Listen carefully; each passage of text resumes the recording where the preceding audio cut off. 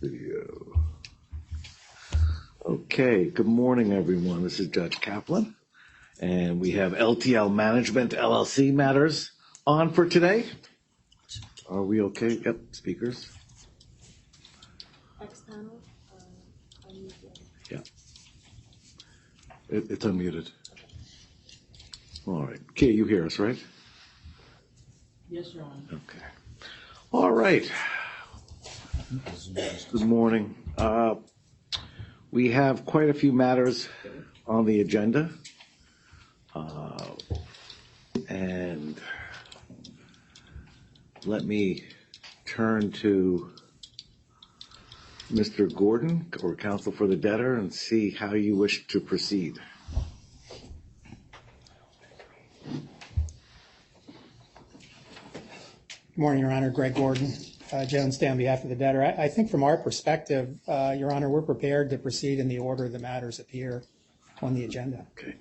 I think there's some matters that are not, but on there, or at least my last look. So the first matter we have up for this morning, contested that's going forward, is the debtor's motion appointing Randy Ellis as the future talc claims representative, and this has been opposed. There have been objections raised by various objectors, including the Office of the U.S. Trustee. And let me turn to the debtor's counsel. And do you want to lay out anything in addition to your papers? You will not be surprised to hear I have a PowerPoint presentation I would like to run through. Well, then let's have at it. Thank you, Your Honor.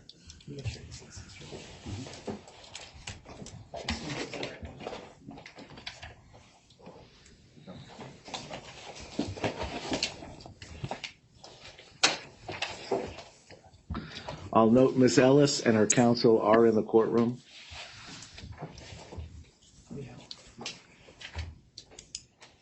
Your Honor, we're supposed to have somebody working behind the scenes to bring this up on the screen. Someone who's supposedly on the Zoom.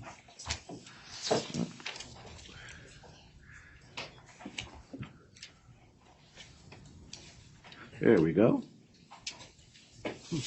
Well, I don't see it on that.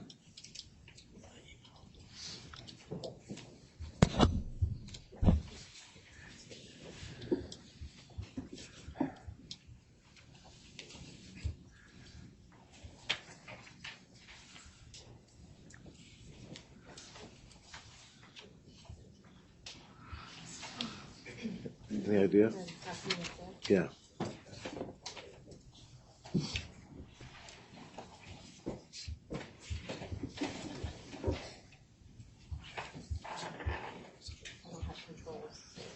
You want me to judge too? Yeah, scoot out. So much for training. Your Honor, can I approach? Absolutely.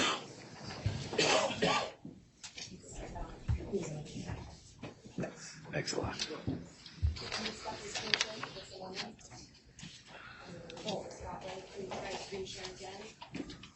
know you have someone remotely doing this. Correct. Have them do. Is there any change on the screen? Well, we have 3 blocks now. Now we have 2. So we can now see the courtroom, plus the judge.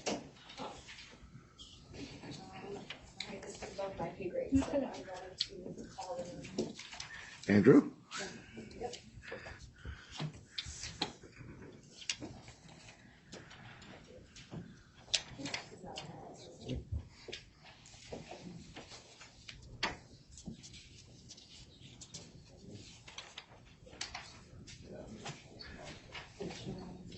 Would it help just to take a 5-minute break?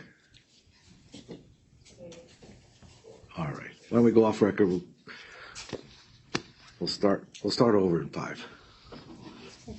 You have the floor. Thank you, Your Honor. Again, Greg Gordon, Jones Day on behalf of the debtor. Next slide, please.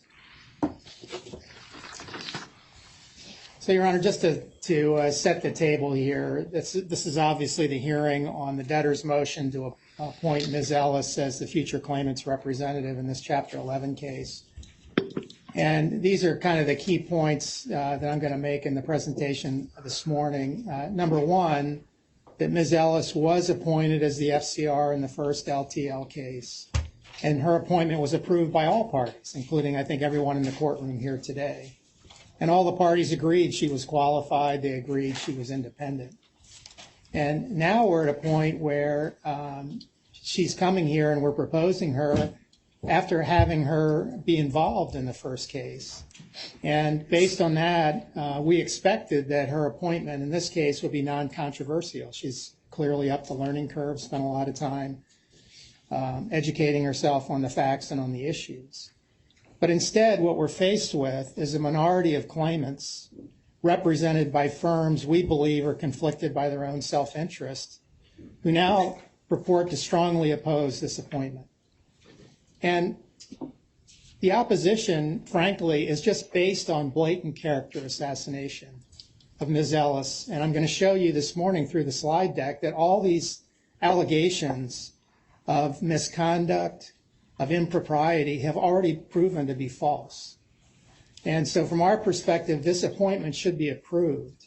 And what this court should not countenance is objectors who are using this process to actually delay this case and to delay our ability to get to a vote in the hopes that they can avoid a vote on a plan that's supported by the large majority of the claimants in this case. Next slide, please. Now, I just wanted to set the legal framework for the application.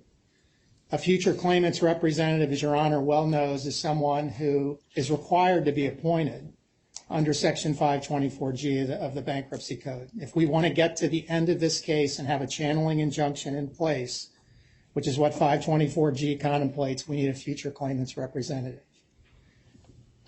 We have the recent ruling in the Imerus case, relatively recent, where it's now been made clear that the FCR is someone who is to be able to act in accordance with, one, a duty of independence from the debtor and other parties in interest in the bankruptcy.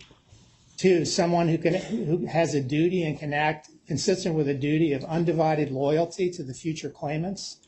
And three, someone who has the ability to be an effective advocate for the best interests of the future claimants. Back in LTL 1, no one disputed that Ms. Ellis was able to meet all those requirements. And in this case, appointment is especially important. And it's important early in this case because it will allow us, the debtor, to move forward with a plan that, as I indicated earlier, is supported by the substantial majority of claimants. And as Your Honor knows, we've made commitments in the plan support agreements to file that plan by May 14th. We're only a couple of weeks away from that, and we need to have a future claimants representative in place with whom we can negotiate the details of that plan.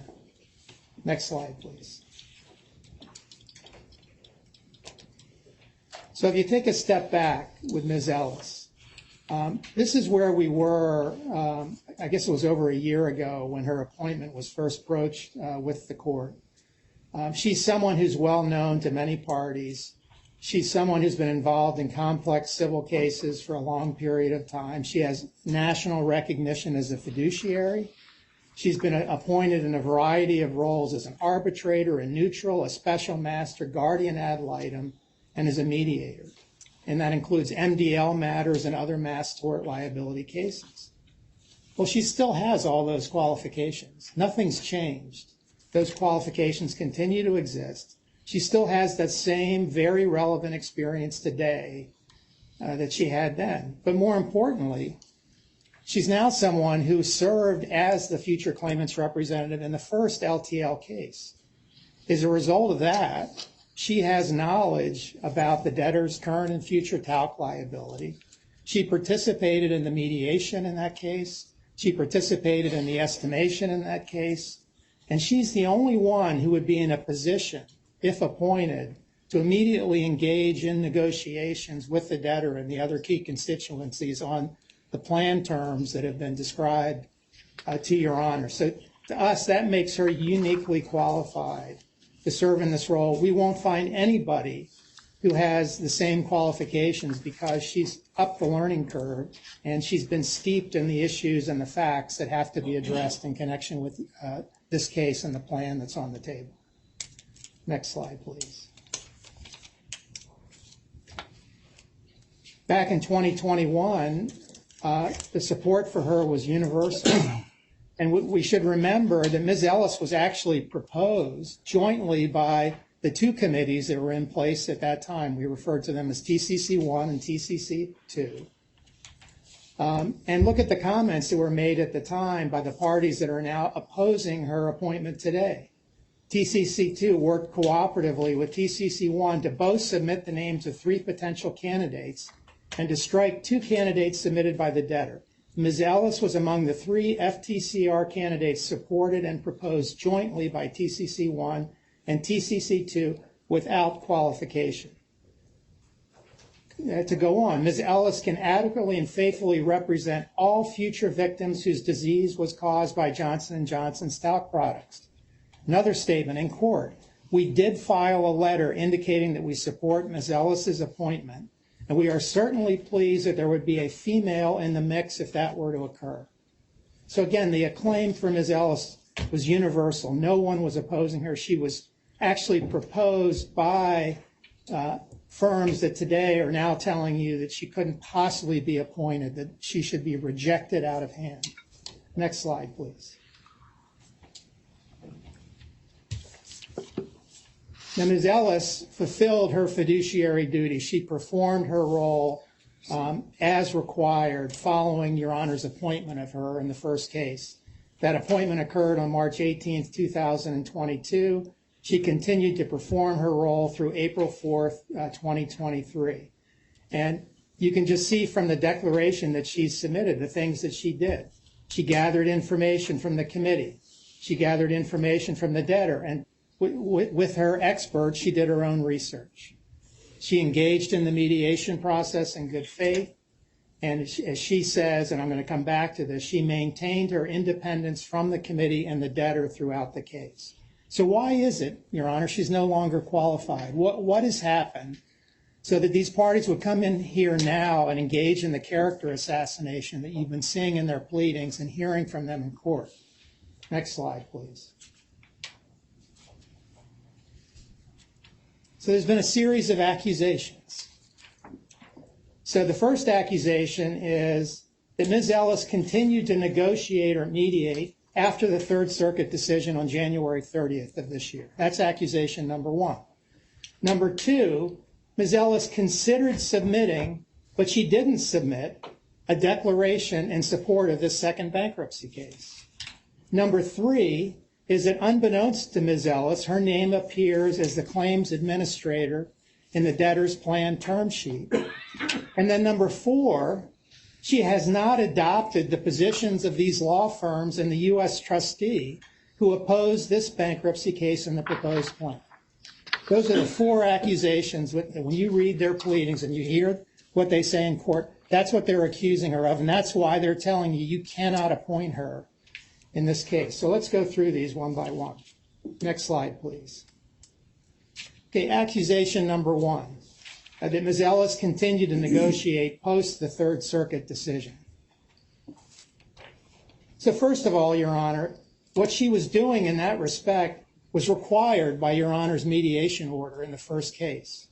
And that mediation order stated that, quote, the mediation parties, which included Ms. Ellis, will make a good faith attempt to settle the mediation issues.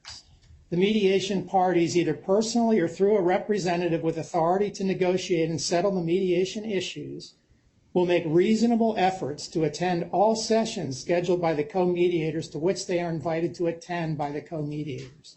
She did that.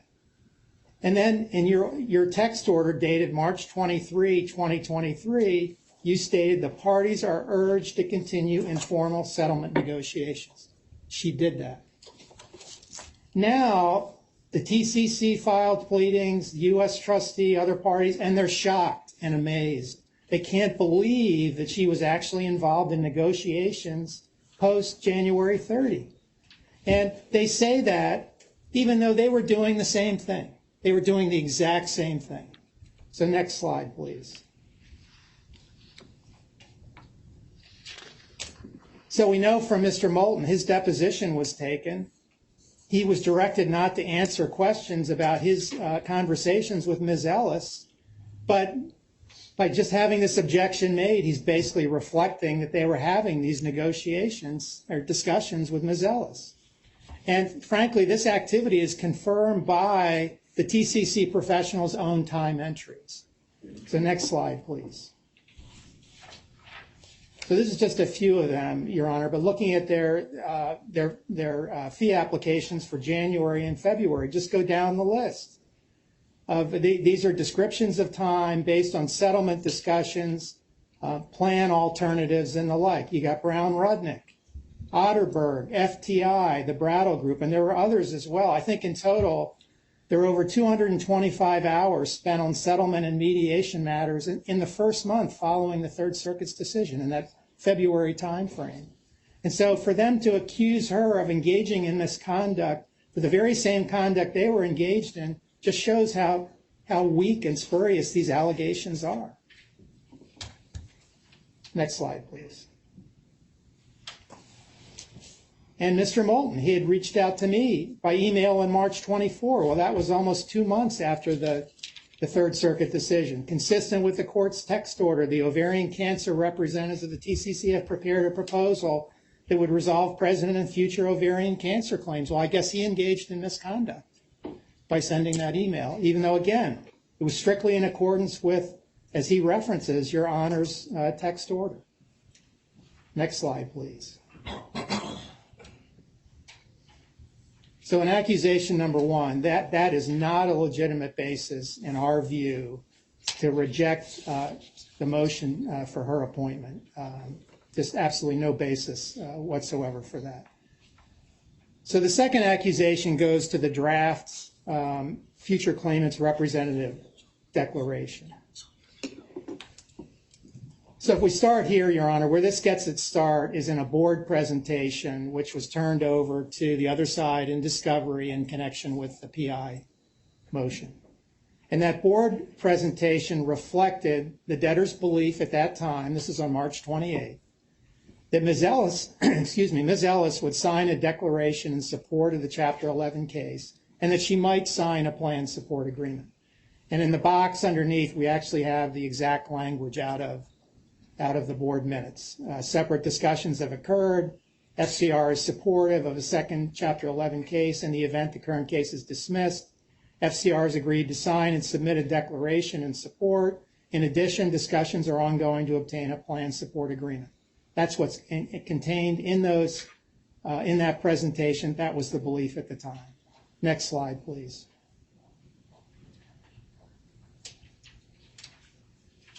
Then we have April 2 board minutes. These were also produced in the PI proceeding. And they clarified that Ms. Ellis has decided not to submit a declaration. She did not. Or agree to any plan terms. And again, the language appears in the box underneath. Since the March 28th board meeting, the FCR determined not to submit a declaration in support of a new Chapter 11 case or agree to the terms of a plan of reorganization for the company described in the plan support agreements, though the FCR remains supportive of a new Chapter 11 case and the resolution of future talc claims in bankruptcy. That's what comes out of these documents produced in discovery. Next slide, please.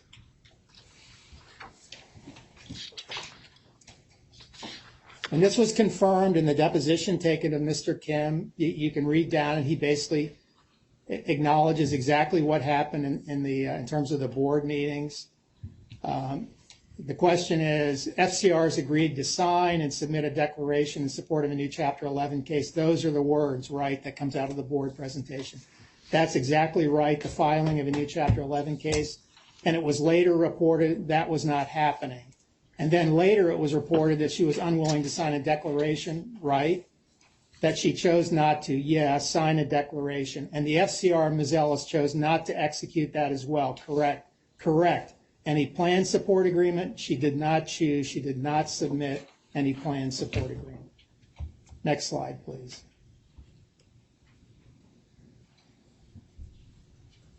Next slide.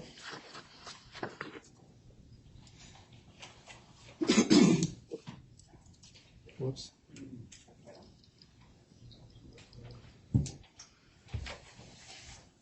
I've just been told that the Wi-Fi dropped out. There we go. All right, we'll have a reminder. Please discontinue any use in the courtroom of the court's Wi-Fi unless necessary. Thank you.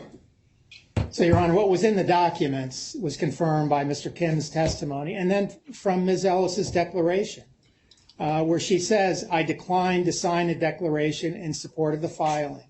She says she was generally aware plan discussions were ongoing but was not involved. And she says she was not aware of terms of plan support agreements and could not have accepted them without more time. Next slide, please. And this has just a couple of the paragraphs right out of the declaration that has the actual language. I was approached to provide a declaration. I considered such because the court encouraged the parties to continue settlement efforts, and I believe it would have been a dereliction of my duties not to consider any proposed resolution options. After consideration, I declined to sign the declaration. While I was generally aware there were ongoing discussions about a proposal of a plan, I was not involved in any discussion or negotiations regarding a plan or plan support agreement. I was not aware of the terms set forth in the plan support agreement, and had I been aware of such terms, I would have needed additional time for my retained professionals to review the terms, complete their work, and advise me before I could make any decision. That's the record, Your Honor, on this point, on this accusation about this improper activity engaged in by Ms. Ellis, that she would submit a declaration, which she never did. She never did. Next slide. So the third accusation goes to the issue of the claims administrator. And again, this was explored at length in the discovery that was taken in connection with the PI motion. So starting with Mr. Murdica, he was asked about this in his deposition, and he said he thought that Ms. Ellis would be a good claims administrator to promote an efficient claims process. But look at what he said in his deposition. It's a placeholder because the claims administrator, if you look later in the document, is the one who would decide on the amount of the quick pay. And that would have, in my view, the most significant ramifications for an FCR. So he's saying it's a placeholder, and he's describing why he thought about Ms. Ellis as the placeholder at that time. Next slide.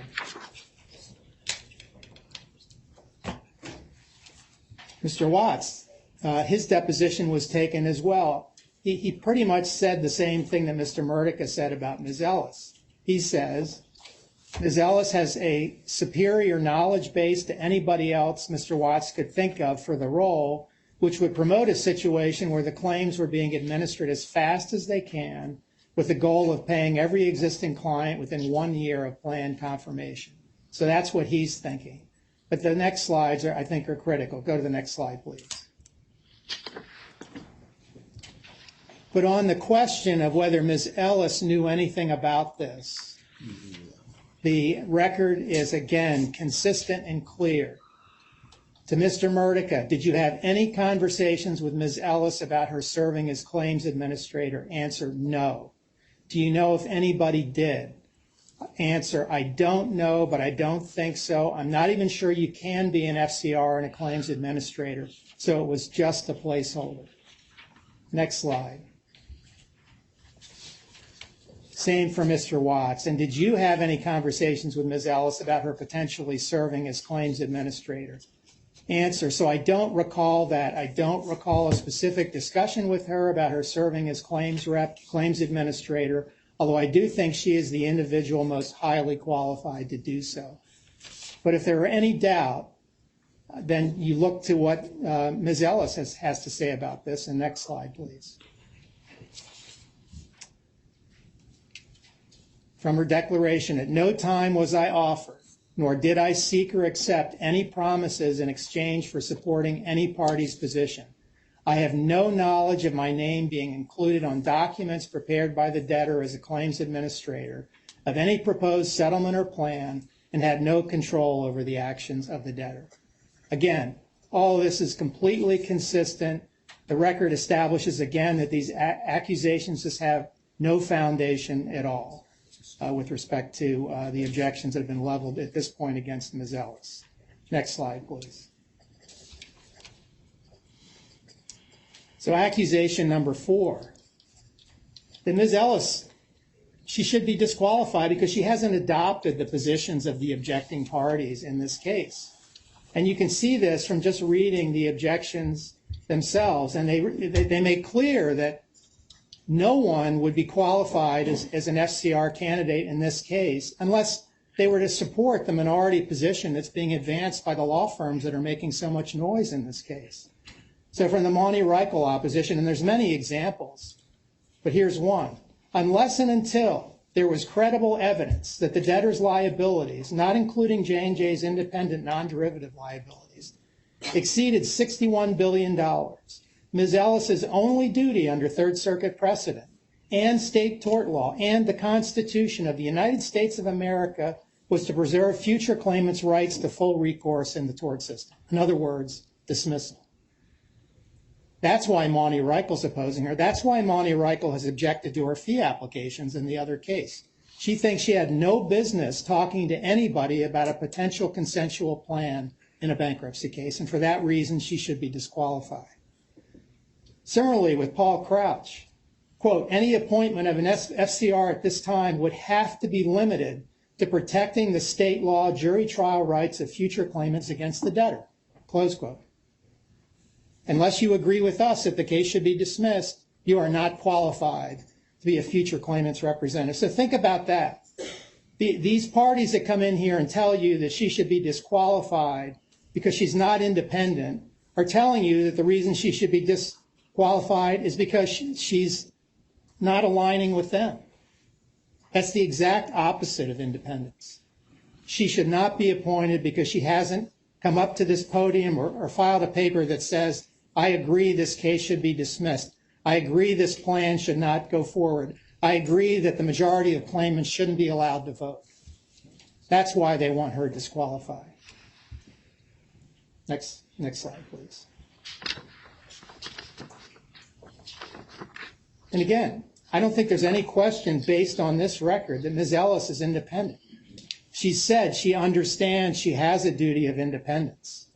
She says she maintained that independence from both the TCC and the debtor, and we know that she has because she has not adopted the position of the minority of claimants. We know that because that's why they're complaining about her.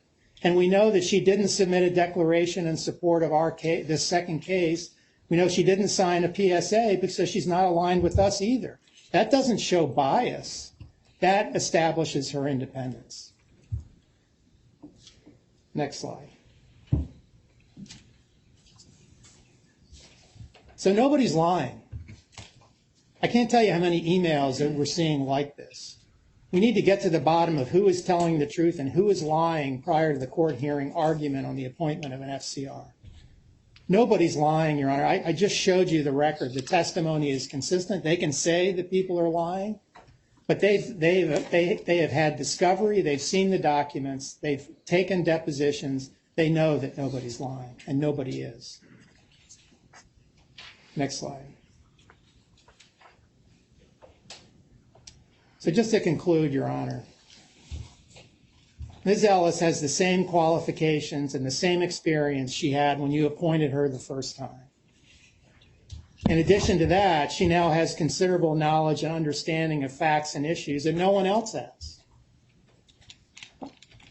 The objector's accusations of bias and misbehavior are not supported by the facts. They're belied by the facts. And in fact, they're undercut by the objector's own actions. The things that they complain about her doing, they did the exact same thing.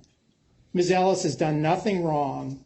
She's done nothing to deserve the criticism that she's been receiving by these firms representing a minority of the claimants in this case. And we would ask that Your Honor appoint her as someone who's eminently qualified, as everyone agreed before, who is independent. She has displayed undivided loyalty to the future claimants.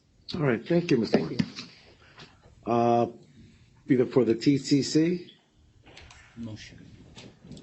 Your Honor, we've discussed the order. David Moulton, Braun Rennick, for the proposed counsel for the TCC. We've discussed the order. And Mr. Maiman is going to go first, followed by a few other objectors. The TCC will then follow up, and I think the U.S. trustee will be going last. All right, thank you. Mr. Maiman? Thank you, Your Honor.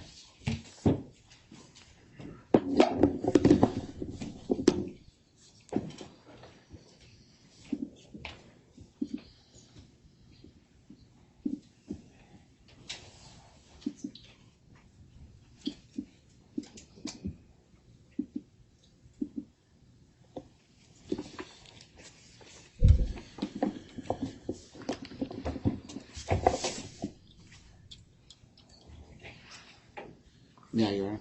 Yes, please. Thank you. Thank you. Thank you, sir.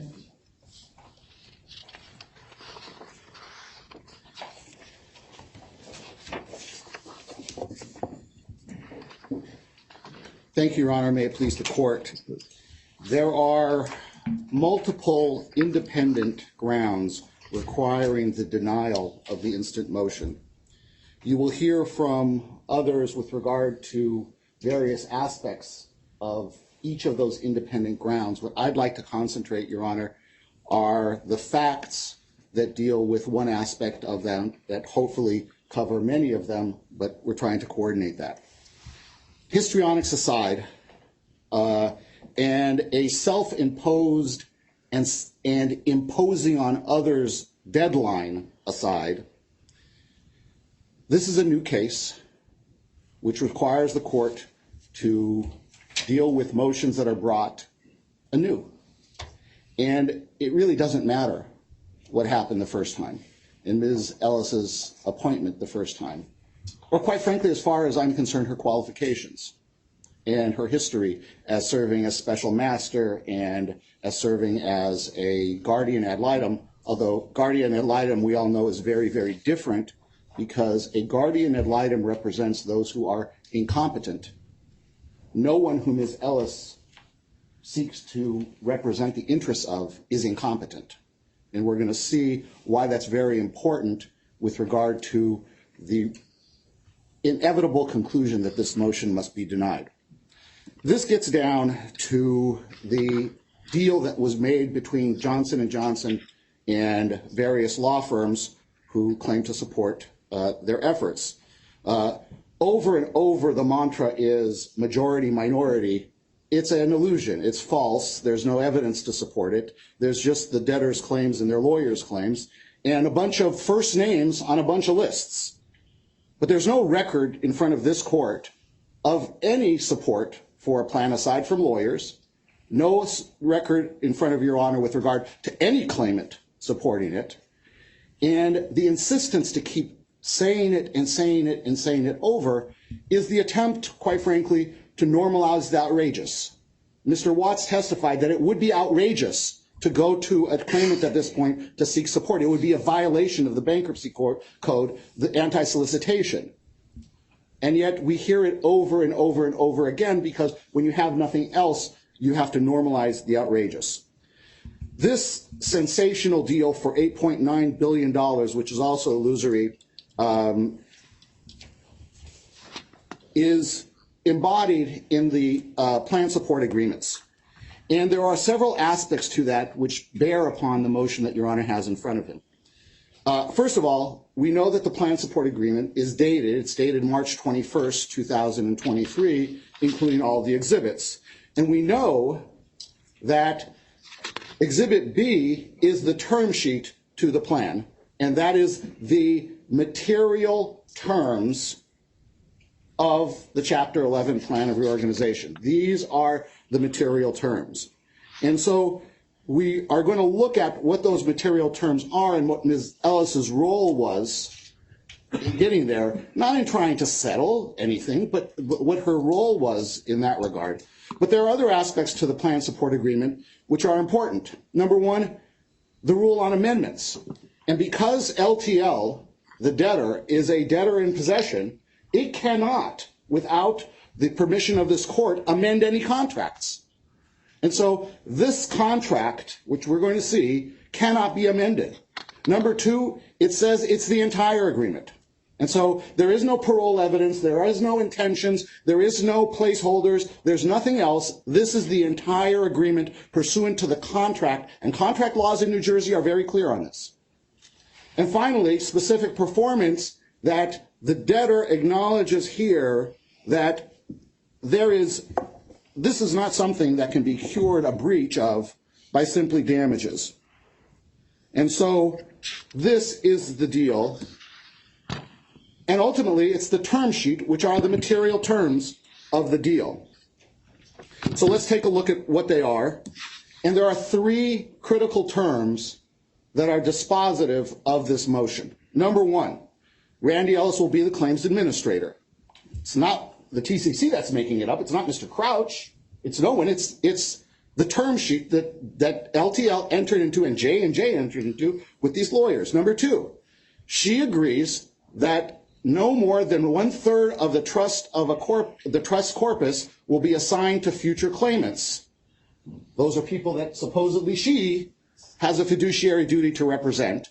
And then number three, that the existing claims are cut off as of April 1, 2023. We'll see those in turn. Number one, Randy Ellis shall serve as claims administrator of the TALC Trust. Shall. Not perhaps may.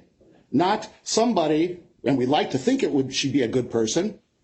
This is the contractual language. These are the material terms that they chose. She shall serve as claims administrator, and we'll see what her role was as shown by the evidence as opposed to the self-serving statements of her declaration. Number two, the qualification and payment terms contemplated below, where J&J pays that $8.9 billion, are contingent on. And Mr. Kim, in his testimony at the hearing on the 18th, acknowledged this, that the future claims representative, and at that time, the only future claims representative was Ms. Ellis. This is March 21, 2023. Her agreement that she will not assign more than 1/3 of the trust corpus to qualifying future claims. And so we have the shall, that she shall be the claims administrator, and we have that she will not assign more than 1/3, but as claims administrator, it defines her duties as allocating proceeds to be distributed amongst all existing and future claimants. There is absolutely no way that those two things can be reconciled either legally or under any ethical code that governs the bankruptcy court, New Jersey courts, any courts in the country. Those simply cannot be reconciled. But there's more. This supposedly, and this deals with the ovarian cancer claims, this is $6.5 billion for existing and future ovarian cancer claims. That's what the deal calls for. However, the deal also delineates what is an existing claim and what is a future claim. And the cutoff date that they chose is April 1st, 2023. Why is this important? Well, it's important for the two reasons. First is the reason that Mr. Watts told us about in his deposition. He told us that this was his idea. And what he wanted to make sure is that after the big sensational headlines of $8.9 billion was announced on April 4th, when they filed the second petition, somebody didn't do what he did, which is go out and mass market and get a bunch of claims that would dilute the value of his existing claims. And so if you cut off those existing claims as of April 1st, 2023, which is what the agreement does, the material terms of the agreement, the value to him and his clients and all of J&J's PSA partners is maintained. Is that some small thing? It's not. 2/3 of the trust corpus for the ovarian cancers is to existing clients. That's $4.3 billion.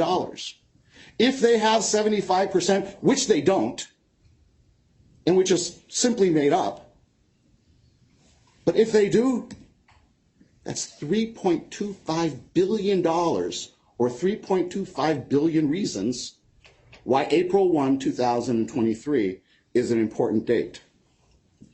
But it's important in one other regard, Your Honor, that impacts this motion. Under bankruptcy law, only present and existing claimants can vote on confirmation. Future claimants are represented by an FCR. The claimants themselves cannot vote on confirmation. Oh, the FCR cannot vote on confirmation. The FCR can only object to confirmation.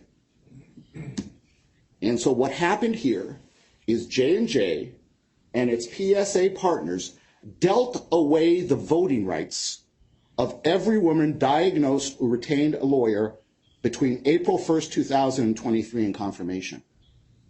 If you believe Mr. Watts and Mr. Onder and all those where they put that slide in front of you on the 18th to show, or the 20th, I think it was the 18th, to show how many new claims, unfiled claims there are, there were 40,000. Assume half that number. That would be 20,000 women diagnosed or retaining lawyers after April 1st, 2023, who don't get to vote. They've dealt away their rights to vote. And so while the lawyers and J&J's PSA partners are dealing away rights, lawyers like Andy Birchfield and Jason Itkin are looking to maintain the rights that their clients have. And this is one of the major reasons, not addressed by J&J, not addressed by LTL, not even touched upon by Ms. Ellis in her declaration, which means you can't do this. This agreement cannot have Ms. Ellis and her agreement to just give away people's right to vote. What else? Well, Mr. Watts also testified that he's not done signing up people. We deposed him, I think it was the 16th or the 17th, I think it was the 16th of April before the hearing in front of Your Honor on the 18th. And he said, well, I know that the first ovarian cancer case that I signed up was in March of 2022. The last one, probably yesterday. They're still coming in, which makes another conflict. The FCR now represents the interests of people who retained Mr. Watts. Mr. Watts brought in a new client who signed a retainer with him on April 17th, April 16th, April 15th. But because of the April 1st cutoff, their interests are represented by Ms. Ellis. Yes, Your Honor. Counsel, if I may, I just want to clarify. So, according to your position on what this means, Mr. Watts's new clients or anyone who comes in would be deemed a future claimant and not voting. Correct. But since Mr. Watts is supportive of the plan, of the settlement that has been proposed, wouldn't he want his claimants to be able to vote and be included in the 75%? No. Why not? Because he's already got 17,000 of them in the bag, which if you believe him, they're in the bag and they're going to vote yes, and they can't be diluted anymore. Well, from a financial perspective, but for voting, you would think, knowing that there's a 75% bar or a threshold, none of it means anything if he can't reach that 75%. Right, but what if somebody else gets dilutes not only financially but vote-wise? He believes he's got it. He believes he's got it in the bag. He made the deal with Mr. Murdoch. He told him, I've got the votes. I got them for you. Don't let anything be diluted. That's the way this is set up. And we'll see that Ms. Ellis not only is conflicted because of that, legally conflicted, because who represents the interests of those clients? According to the term sheet, it's Ms. Ellis. According to Mr. Watts and the ethical rules that he is governed by because he signed retainers with those people, it's him. He's given away their right to vote. So your position is any FCR would be conflicted? No. In that. Well, I think right? I think that this is a part of what happens, Your Honor, when we have motions like this is the rot within the core of the scheme. It comes out. I think that having dealt away voting rights for people is a major problem, and it's because it's a material term to their plan. It's a major problem. It can't be overcome. But it's certainly not something that Ms. Ellis can sign on to. And we're going to see what her role was in this, which we believe disqualifies her. Okay. Number two, so we know that as of March 21, 2023, the terms of the deal are that she will become claims administrator to allocate amongst existing and future claims. She will already have agreed that future claimants get less than a third of the $6.5 billion for ovarian cancers. We know that the number of future claims is now inflated and their value is lessened because of a cutoff of April 1st, and we know that their rights to vote have been sold down the river. So what happened after this deal was done? What happened after March 21st, 2023, which is the date of the PSA? Well, we know that Mr. Murdica and his partners had extensive conversations and correspondence with Ms. Ellis about the BK declaration, the bankruptcy declaration. This is March 22. And they drafted a declaration for her to sign in support of their new Chapter 11 case. We know that there was correspondence back and forth. Did we get it back? Was it signed? We know that there was different versions and it went through drafting. So this is not something that was simply, maybe she'll do it, maybe she won't, but it went through different versions and different drafting. And we know that there was a push to make sure that this is done and done on time, and can we get this done? And so what do we know? We know that as time went on, and we're up to March 26th now, they're setting up Zoom calls. On March 28th, the board of LTL meets. And this is important because we saw part of this, but Mr. Prieto, using a presentation, talks to the board about the support of the potential, the FCR support of the potential filing of a new Chapter 11 bankruptcy case. We know that the centerpiece of the new strategy was to terminate the old funding agreement and replace it with a much more inexpensive and detrimental one, less detrimental to J&J's interests. But now, in support of this plan, in support of the whole scheme to get rid of the funding agreement, to file the second bankruptcy, Ms. Ellis's support is being used to talk the board into approving it. And what do they say? The presentation on March 28th, exactly here. No self-serving declaration can get around this. The FCR has agreed to sign and submit a declaration in support of a new Chapter 11 case, period, hard stop. There's no qualifiers, there's no nothing here.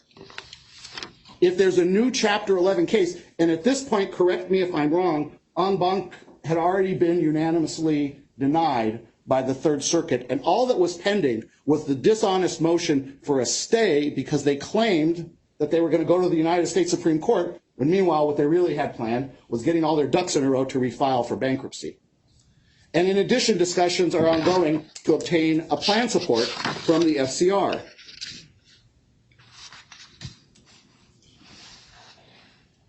So why didn't she sign the declaration? She doesn't say in her in the declaration she put in here. J&J doesn't tell us why, even though they knew why. Because this is Ms. Ellis on the 23rd, back to Mr. Murdica and his partner. Quoting from paragraph 2 of the declaration that they sent her, I served as the FCR from that date, when Your Honor appointed her, until the Chapter 11 case was dismissed on such and such date.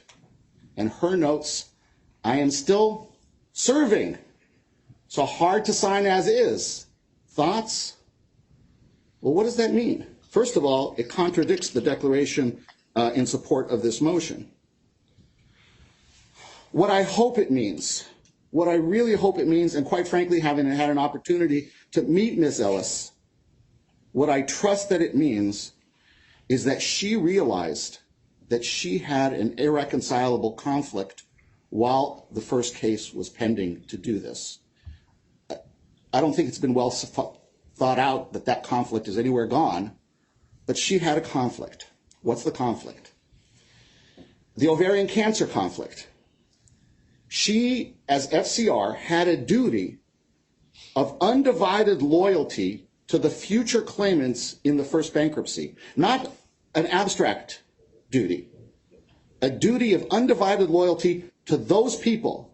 And if we're talking about the ovarian cancer victims, to the women diagnosed with ovarian cancer after confirmation or effective date, depending on which date was used to define what the future claims are. She had a duty to them.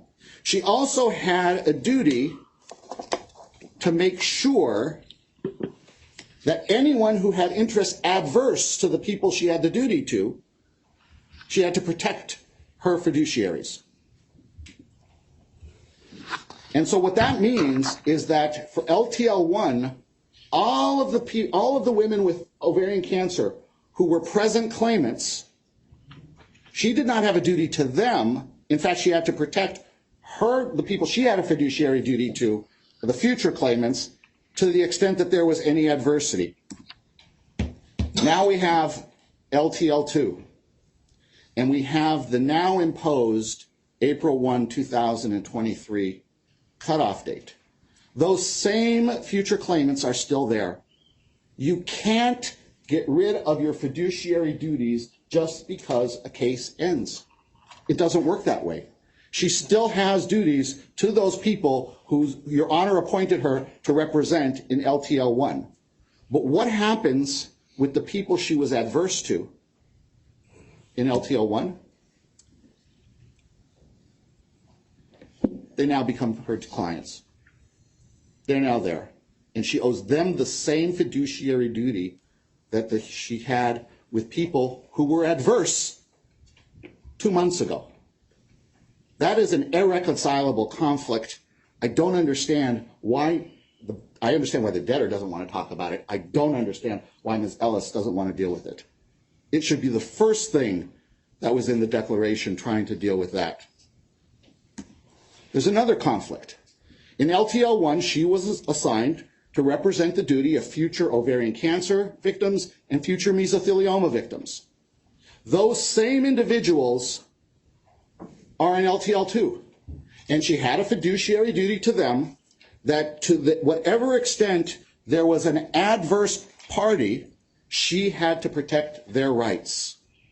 She still owes them, from the first case, their rights. You can't walk away from those fiduciary duties because the case was dismissed and you were discharged. They now have dumped, for the purpose of stuffing a ballot box, untold numbers, because they won't tell us, of quote-unquote gynecologic cancers. Not primary ovarian cancer, but other types of cancer. Cervical cancer, uterine cancer. We asked Mr. Murdica about this. And so now she is in an irreconcilable conflict with those who she was adverse to in LTL1. This cannot. It's not about an FCR, Your Honor. It's about this FCR who had the duties that she swore to uphold. She can't be the FCR in case number 2. They're different claimants. It's a different population. We know that the time period is different. We know that the diseases are different. You can't undo the same thing that Mr. Gordon points at and says she knows all of it. She's ahead of the learning curve. You know, the rules sometimes are inconvenient, but they're the rules. And just because they want to move forward and they made a promise to Mr. Watts that they would meet a deadline, that doesn't force Your Honor's hand. And it certainly shouldn't force the vast majority of the claimants, and certainly should not bind future claimants who she's conflicted with. All of this was part of the term sheet, part of the deal, part of what was in place on March 21st, 2023.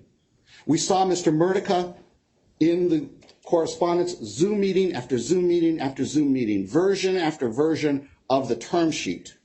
The first time that anybody from LTL, according to our records, have any contact with Ms. Ellis about this, April 1, 2023, Mr. Prieto is now put in touch together with other people in Jones Day with Mr. Murdica and Ms. Ellis. This was not something that the debtor did. This is Johnson & Johnson pulling the strings again. And this notion that my firm and I am conflicted and have a conflict of interest with my clients, I dare Mr. Haas report me to the bar. Report me to the bar, and we'll see what they say about whether or not I have a conflict with my clients. These accusations, although they're sensational, are false and really don't have anything to do with this motion. We've talked about what happened after March 21st, 2023. More important, Your Honor, more important what happened before March 21, 2023, before the PSAs were finalized and the term sheet was finalized. And you don't have to take, please don't take my word for it. Don't even take Mr. Satterley's word for it. Take the debtor's word for it. In their verified complaint, those of us who are pretty new to the bankruptcy court world, we only know about Rule 11 of the Federal Rules of Civil Procedure. But I'm told Rule 9011 of the Bankruptcy Code embodies everything that we civil litigators talk about as far as Rule 11.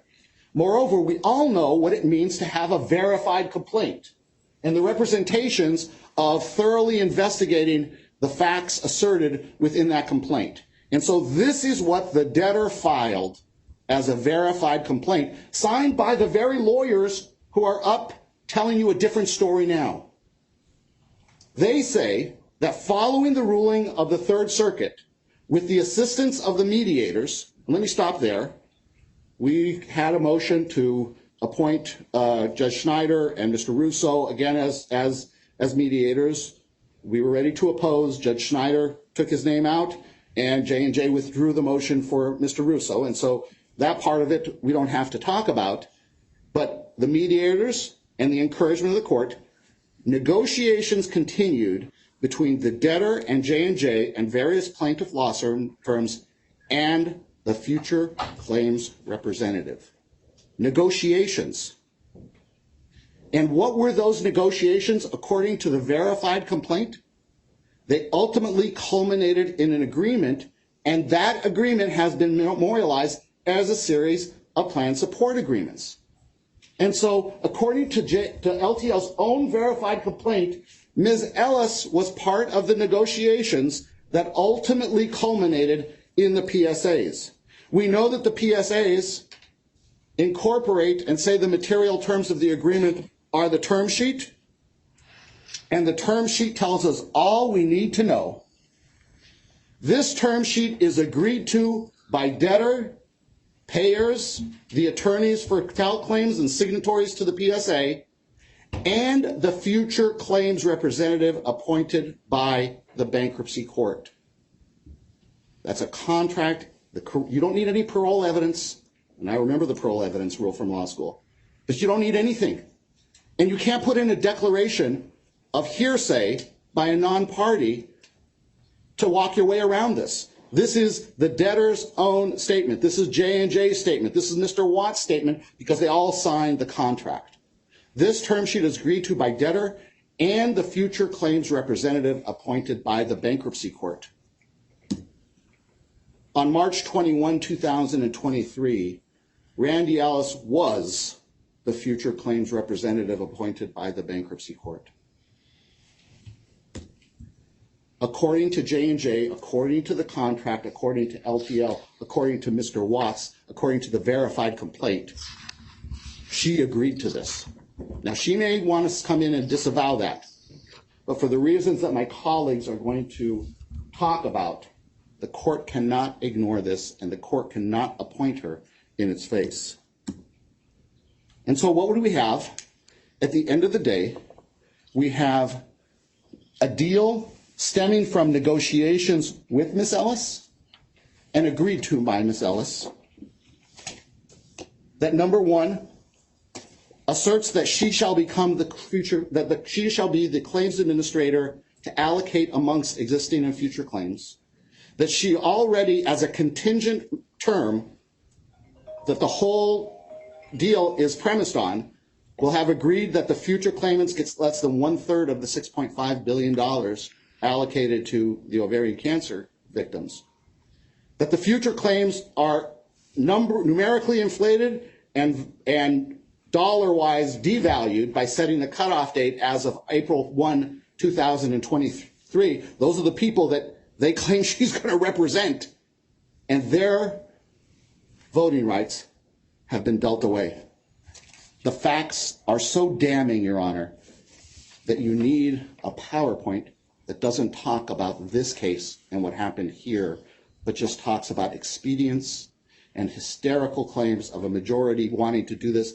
And please let us vote at the same time that they're disenfranchising those very people. I appreciate the court's indulgence. Thank you. Thank you. Mr. Satterley? Yes.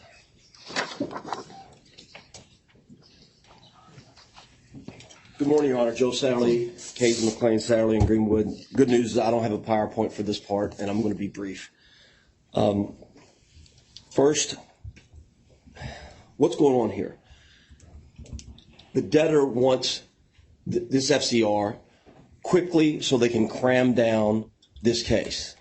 As I argued on the 18th, that's what this is about. They want to cram down. We object to this process. Your Honor, in the first LTL, engaged in a process where names were submitted and people were considered. That process should occur in this new bankruptcy, and it shouldn't be a cram down of a plan, and it shouldn't be a cram down of an FCR. I only have a couple points. Mr. Myman hit on most of them. I do object to Mr. Gordon's statement. He said it 4 times. A minority of claimants who are conflicted by their own self-interest. I agree with Mr. Ryman. If I have any conflict, report me to the bar. My clients, who probably many of them are watching, and some of them are after April 1st, know that I don't have a conflict and that I have their interest in my heart. The second point I would make is, quite frankly, there doesn't need to be a FCR appointed right now. Your Honor has a motion to dismiss pending. If in fact we get to a point that there needs to be a FCR, the court should keep in mind that this is a full value plan. There's at least $61 billion that is guaranteed according to the first funding agreement. A couple points regarding their PowerPoint.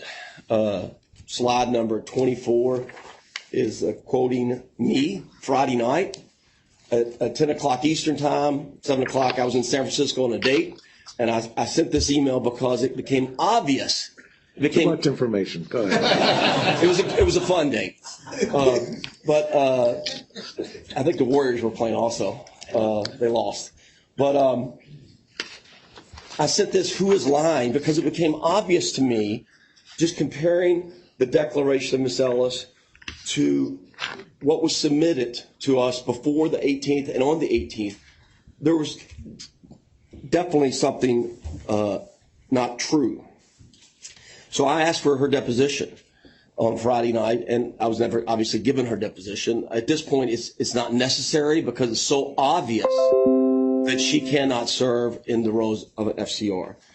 Her declaration, by the way, I did serve a subpoena, and last night while I was at the Knicks games, we got several documents, and her draft declaration that was sent to her that she did not sign was prepared and written by J&J. She didn't prepare it. She didn't write it. It was prepared by J&J. The declaration that she did submit on Friday night, on paragraph 7, says she didn't support a plan, and she uses the word by the debtor and others, but she leaves out J&J. Paragraph 7 of her declaration leaves out specifically the words J&J. And it's very artfully written to leave out J&J because it's obvious through the emails that we got last night that she was meeting with Mr. Murtica, emailing with Mr. Murtica, 7 or 8 Zoom meetings. The future clients do not need someone to serve as a future claims representative who has been working hand in hand with Jim Murtica and J&J for the last several weeks. The last point I would make, Your Honor, is counsel said there was a mediation order. Your Honor ordered a mediation. I participated in all the mediations that Your Honor ordered. And the mediation order specifically said the mediation should occur with the TCC. And certain other folks back at the time in 2022 wanted to participate in the mediation. And Your Honor did not allow them. But the TCC, the FCR, LTL, J&J was all there. The mediation order did not say that the LTL could go out and find a bunch of unknown lawyers and that would constitute a mediation. So I would object to the notion that they were simply just working in compliance with Your Honor's mediation order. Finally, I'd just object to the declaration of Ms. Ellis submitted on Friday as hearsay. And today's not an evidentiary hearing, so there's not going to be any testimony given.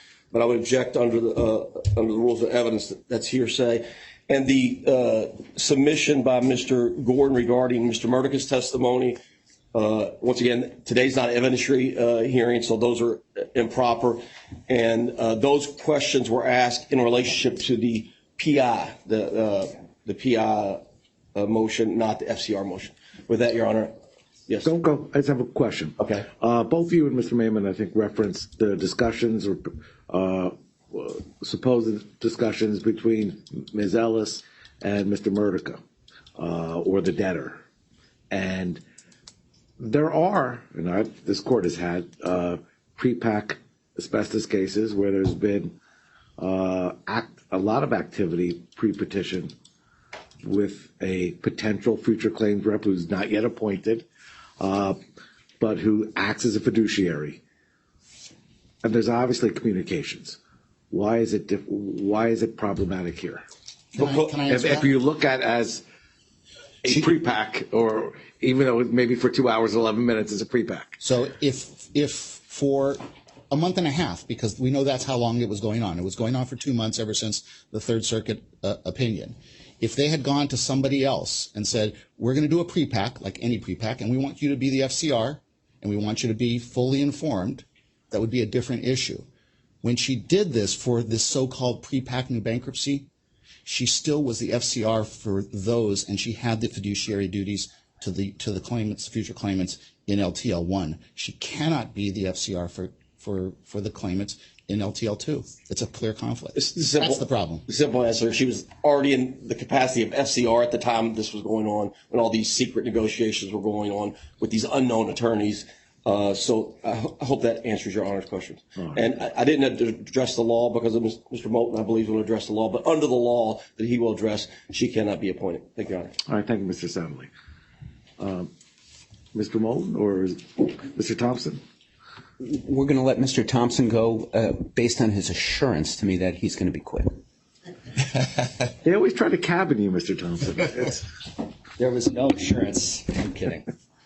So Mr. Gordon is absolutely right about what my position is. He quoted it exactly right. Until there's evidence that their liabilities exceed $61 billion, we don't need an FCR. Addressing your last question, so the debtor attached to its reply some a bench ruling that you gave in Duradyne, and that was I believe that was a pre-PAC. Yes. And this is at page 14 of the debtor's of the transcript from the debtor's reply. So this is you speaking, because there was some challenge to Mr. Fitzgerald's independence, and there was negotiations between an ad hoc committee of creditors. You know the case better than I do, but my understanding is there was an ad hoc group of creditors, proposed FCR and the debtor negotiating. And Duradyne was in financial distress, and J&J's not. But this is you. As to his pecuniary interest in being appointed, Mr. Fitzpatrick confirms, and the court again finds credible, that he never demanded nor requested appointment as a post-confirmation FCR. The practice was just followed in a way that had been done in the past in prior cases. Further down on page 14 of the transcript, which was attached to the debtor's brief, according to Mr. Fitzpatrick, it is offensive to him to suggest that the $2,000 in monthly income is sufficient to persuade him to undercut or sell out his obligations to future claimants. So he was getting paid about $2,000 a month. Ms. Ellis has billed about $900,000 in this case. And one of the things she wanted to make very clear in her declaration is she still owed $76,000 in addition to that she wants. She's billing $1,000 an hour. Mr. Fitzgerald getting $2,000 a month. And then the other concept I wanted to touch on from Duradyne was Mr. Fitzpatrick, this is you, bench order, did not act at the direction of the debtors, did not receive salary or benefits. His billing averaged $2,000 a month. There was no deal in place with the debtors and the ad hoc committee, and that he engaged in substantial negotiations and worked toward modifications of the existing and initial term sheet. He further testified that he would never accept an assignment in which he was brought in at the last moment to rubber stamp. What we have here, so that's Fitzgerald, that's Duradyne, that's a legitimate distressed bankruptcy, okay? What we have here is the lawyer for J&J. This isn't even the debtor. This isn't even the debtor. This is Mr. Murtica, J&J's lawyer. Allegedly, the debtor and J&J are adverse, right? Because the debtor's got to maximize the estate. So but it's not the debtor. It's Mr. Murtica. And Mr. Murtica drafts a declaration for her to sign. He drafted it. He wrote it, or someone at his firm did. He sends it to Miss Ellis. Miss Ellis rubber stamps it. And the only change she has to that Mr. Maiman, I think, pointed out was, well, I'm still the FCR. I haven't been removed yet. And so her only change was, I still am supposed to be representing future victims in the first case, so that change needs to be made. This is just so opposite of Duradyne, and it's so opposite of Imerus, right? And one of the things that you noted in the Duradyne opinion was the Congolium decision, 2005, from the Third Circuit. And that's a different issue. That was an insurance counsel matter, right? But the Third Circuit at page 693, as this case demonstrates, leaving the procedures for allocation of resources predominantly in the hands of private conflicting interests has led to the problems of fair and equal resolution. The need for counsel and undivided loyalties is more pressing in cases of this nature, another pre-pack, than in more familiar conventional litigation. So what Ms. Ellis has done in this case, touched by Mr. Maiman, which I adopt all those arguments, disqualifies her. The question is, how is this going to look on appeal? Because if she's appointed, we're going to appeal it. How is this going to look to future victims? That you have their representative rubber stamping a declaration that she supports a second bankruptcy for J&J. How's that going to look? Right? That's who she's allegedly representing. And there's been some comments about bar complaints and other stuff about the representations. About every other day, Mr. Haas releases a press statement about how greedy some of the minority of the plaintiffs' firms are and we're acting against our client's best interest. The term sheet that contains all of these wonderful details about how great their plan is, confidential. So they could say all this stuff about how greedy we are and how we're going against our client's interest, but the term sheet that has the actual money that would be paid, that's confidential. We can't talk about that. Okay. We have the benefit of seeing how Ms. Ellis operates as an FCR. So it doesn't matter what people said in March of 2022. Does not matter. Completely irrelevant. We've seen how she behaves as the FCR. This is an unlimited fund case where the debtor told the Third Circuit, we got $61 billion floor, not ceiling. We got $61 billion of floor. So there's no resolution that the FCR can ethically support for less than $61 billion. The whole point is to protect the rights of the victims. And so I want to talk briefly about how the Supreme Court and the Third Circuit talks about rights. And in Imerus, what the Third Circuit said was, at page 375, the code does not explicitly lay out FCR appointment standard. Mr. Moulton will talk about this in detail, but they cite the statute, 524G 4B. You need a legal representative to protect the rights. That's the word the statute uses, rights. Okay, that's what her job is to do, is to protect rights. Well, what are rights? Rights are constitutional rights. Rights are state law remedies. All of these claims are state law remedies. Ms. Tollefson has a state law-based claim against J&J. Minnesota was where she was exposed, and J&J was where New Jersey was where all the decisions were made. These are state law claims. They have a right to pursue all state law remedies in state court. They have a right to due process. This is Judge Fuentes at the hearing in this case at page 22 and 23. I assume that he's referring to future victims would protect people who were exposed down the road. They, future victims, would not be subject to bankruptcy, of course. They would be protected. How the Third Circuit views protection is full, unfettered access to the tort system. Imerus, effective advocacy and undivided loyalty. This record reveals a complete absence of independence, a complete absence of an ability to effectively advocate for future victims. Skipping over a lot of stuff here that because Mr. Moulton told me I needed to. I go to Ortiz, right? So Ortiz is the class action. I've cited this more times than you want to read me cite it, right? But it's a class action, and it failed. And what the Supreme Court of the United States said was Fiberboard's assets available for claimants. Fiberboard listed its supposed entire net worth as a component of the total and allegedly inadequate assets available for claimants, but subsequently retained all but $500,000 of that equity for itself. On the face of it, the arrangement seems irreconcilable with the justification of necessity in denying any opportunity for withdrawal of class members, whose jury rights will be compromised, and this is the key part, whose damages will be capped and whose payments will be delayed. The kinds of jury rights that exist in a legitimate 524G financially distressed company, TDP, are not the same as what the Supreme Court is saying here. Capped damages, unconstitutional, and all of these victims, ovarian cancer and mesothelioma, have state law rights to uncapped damages. Those are the rights that the circuit cares about. Those are the rights that the Supreme Court cares about. And then if we look to, and again, we don't have to wonder about what Ms. Ellis is going to do as an FCR because she's already done it. She did it in the first case. She came out in July and said, with expedited existential appeals pending, there is every incentive for the parties to move as quickly as possible to seek compromise. Future claimants do not exist until plan confirmation. So she's the one person, the one party in interest in this case to where timing is not a factor. Why is she so eager to bind tens of thousands of people to capped damages, trampled upon jury access? That disqualifies her. I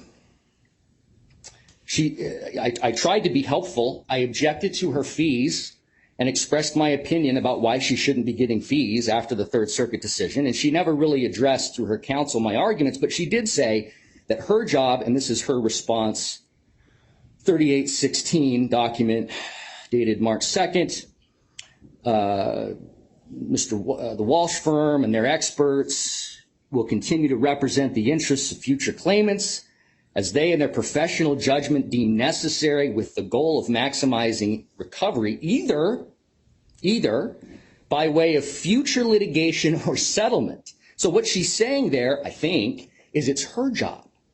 Her job. One person is going to decide for tens of thousands of people whether they're better off getting crammed down in a bankruptcy and getting this, this term sheet that's confidential that no one can talk about until it's public, whether that's what's best for them, or whether they should litigate in the tort system. She has zero power to do that. That renders her disqualified. That statement alone renders her disqualified to represent future victims in a case where the debtor has $61 billion. She wants to bind people, apparently, to a resolution where they get a third of $9 billion, where the debtor says they've got $61 billion minimum. This view that Ms. Ellis has of how the bankruptcy system is better is a view that Your Honor shares in your opinion in February of 2022. And so I think in the declaration that she filed more recently, or I think it was maybe in the statements of the debtor, Ms. Ellis is taking the position that bankruptcy is better, right? And so the Third Circuit had that before it. The Third Circuit had this issue of what system is better. tort system or the bankruptcy system. It was before it. And the circuit wrote at page 108, we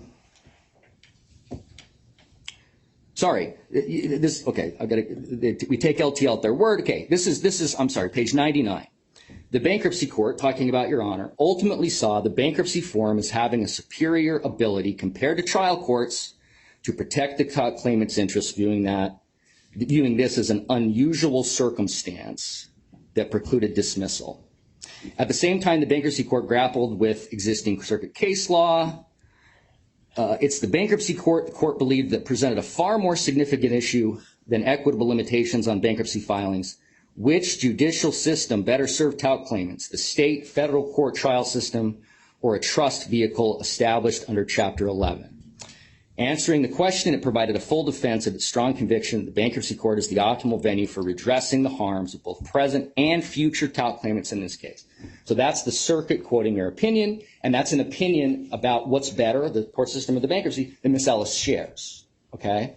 The Third Circuit rejected Mrs. Ellis's view of the world. Okay, what the Third Circuit said on page 111 was, J&J's belief that this bankruptcy creates the best of all possible worlds for it and the tout claimants is not enough, no matter how sincerely held. The Third Circuit did not say that J&J was sincere.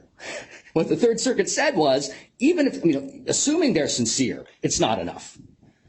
Nor is the bankruptcy court's commendable effort to resolve a more than thorny problem. These cannot displace the rule that resort to Chapter 11 is appropriate only for entities facing financial distress. This safeguard ensures that claimants, my clients, pre-bankruptcy remedies, state law remedies, full tort access, uncapped damages, punitive damages, here, the chance to prove to a jury of their peers injuries claimed to be caused by a consumer product are disrupted only when necessary. So the votes don't matter. The number of people allegedly supporting the plan don't matter. This court respectfully does not have subject matter jurisdiction. Doesn't matter how many people approve a plan. Doesn't matter what Ms. Ellis thinks. Her view of the world was rejected, and I'll end with this. This is a claimant can't do worse in a Chapter 11 than they can do in a 7. So rather than accept a $9 billion settlement, the claimants would be better off electing to liquidate the debtor, liquidate the $30 billion. That's the better option rather than have an FCR that's advocating for 1/3 of $9 billion. Let's just liquidate $30 billion. And by the way, Ms. Ellis was the FCR who signed on to a second bankruptcy, and all indications are she may or may not have been perfectly fine with them giving away $30 billion, which is what the debtor did.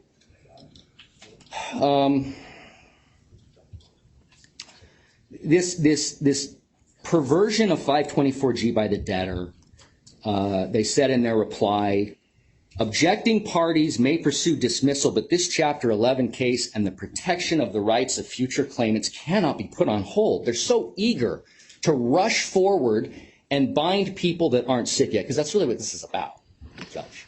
They want to bind people that aren't sick yet, and they want to do it as soon as possible. And the future claimants of all the people don't exist.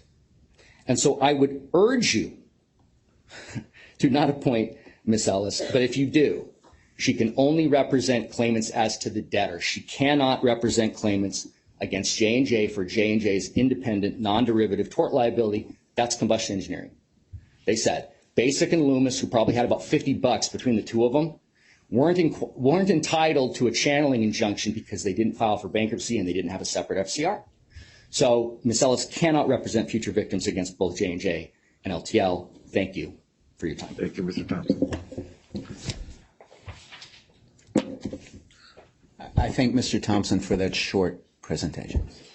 But thank you, Clay. In any event, Judge, I've got a very short PowerPoint I'm going to hand up to Your Honor and give to Thank you. Kia, how are you doing? I'm okay, Judge. pass it out. Judge, hopefully I'm going to be not as lengthy, hopefully more akin to Mr. Satterley, but we'll see. There's been a lot said.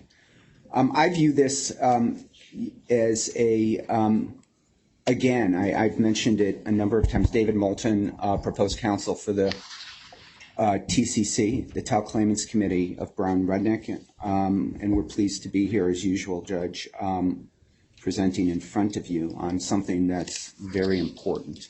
I love seeing my picture on the screen, and I know Mr. Gordon loves putting out that, yes, we did, in accordance with Your Honor's note on the text order, reach out to him to meet. He told us that what he doesn't put on the screen, Judge, is his response that it would be a waste of time. And why would it have been a waste of time? Because they were, at that point, colluding behind the scenes while they were telling the Third Circuit that they needed to go file a cert petition and they needed a stay. They were preparing a second bankruptcy and preparing to incinerate the 2001 funding agreement and replace it with something that I think Your Honor remarked in your PI order decision may be, and I think I got attacked for it. Indeed, they used the word libel defamation.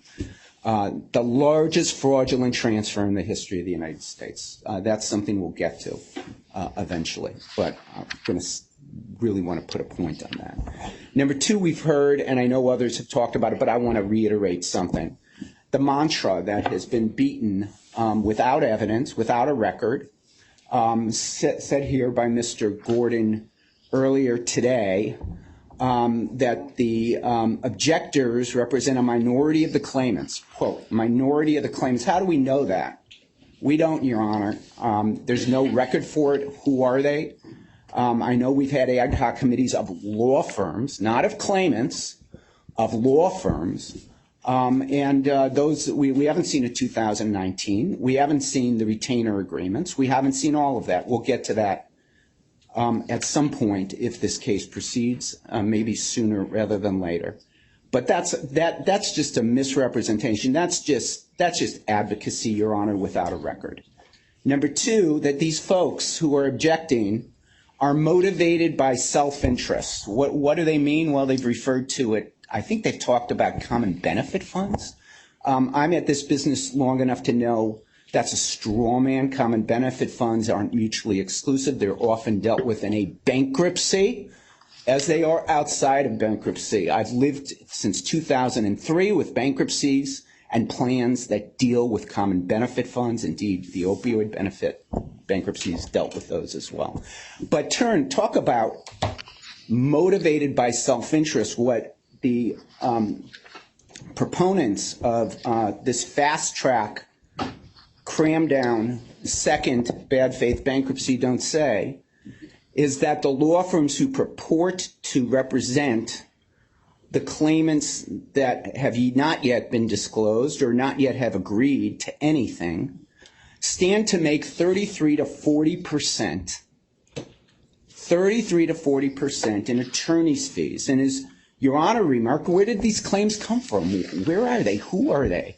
We've seen claim proliferation in other bankruptcies, Judge, and we do know, and has been put on the record here before, that, and I think has been talked about during the depositions, that many of these claims may not have diagnoses, may not have medical records, may be empty files, refer to gynecological or cervical cancer, cancers which are not tied by Dauber to causation with respect to Johnson & Johnson's talc.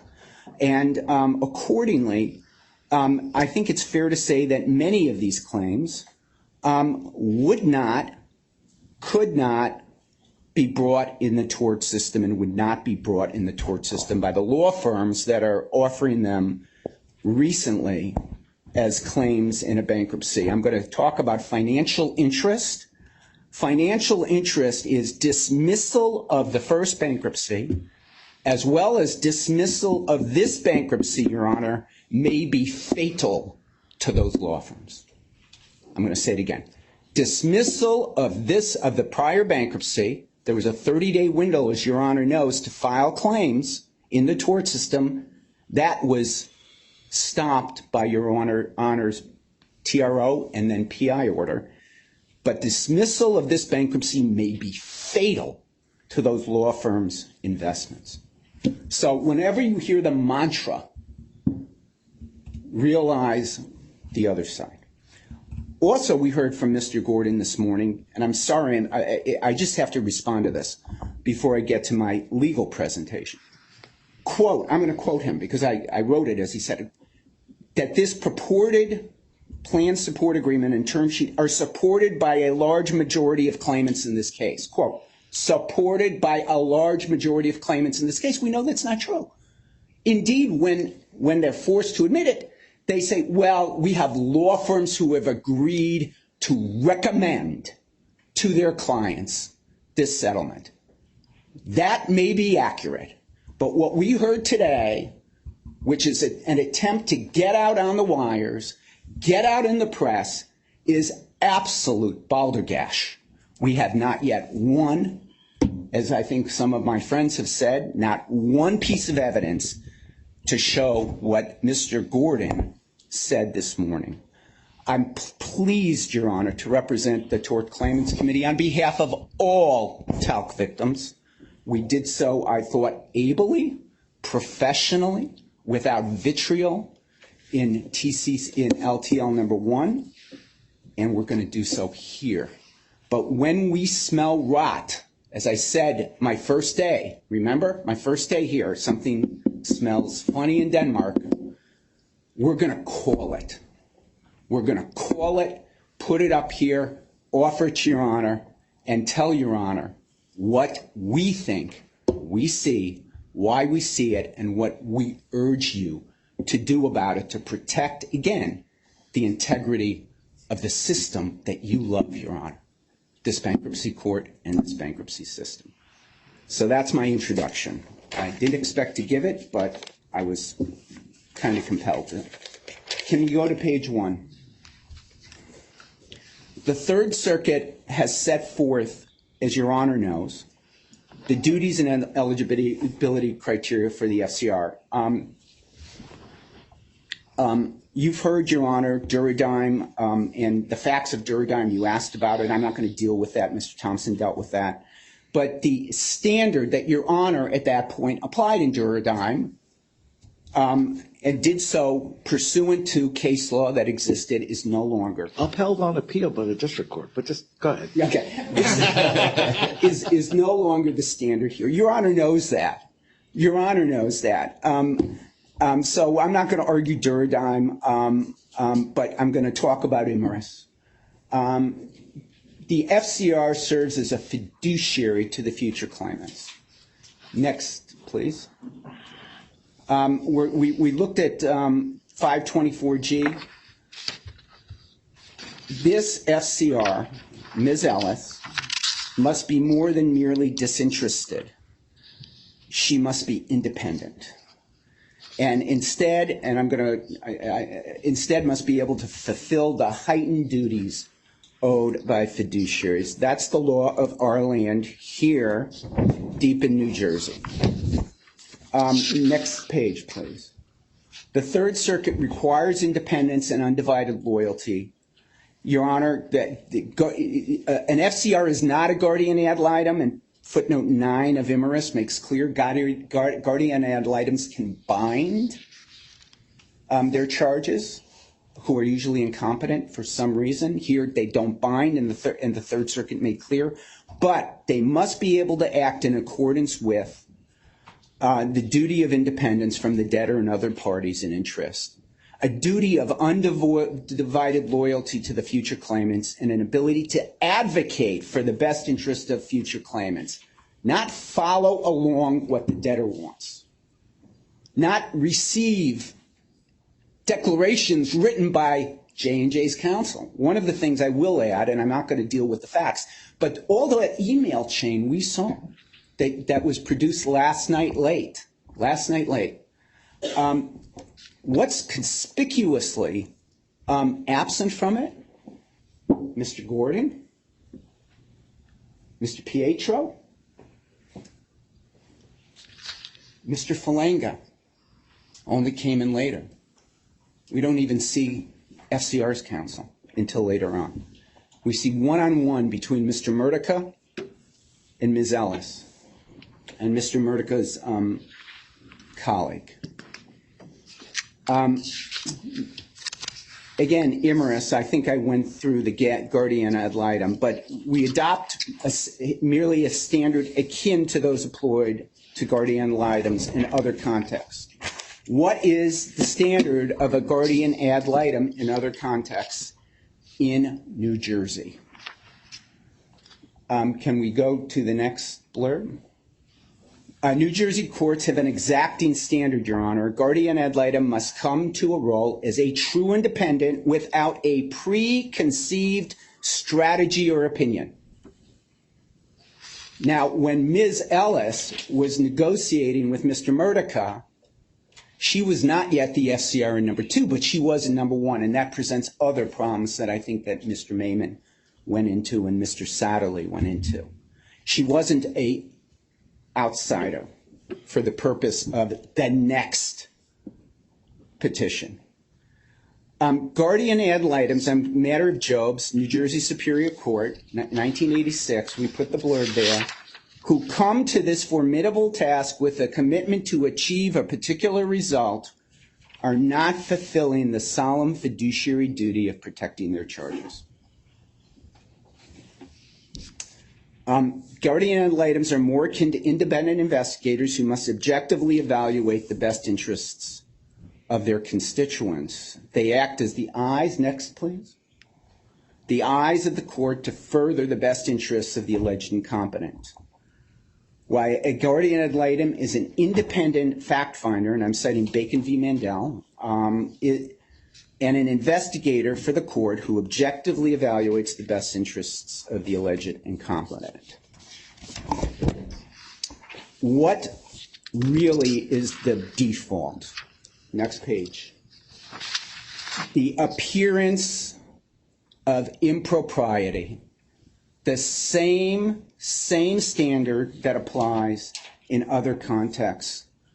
A guardian ad litem will not be independent if there is an appearance of impropriety.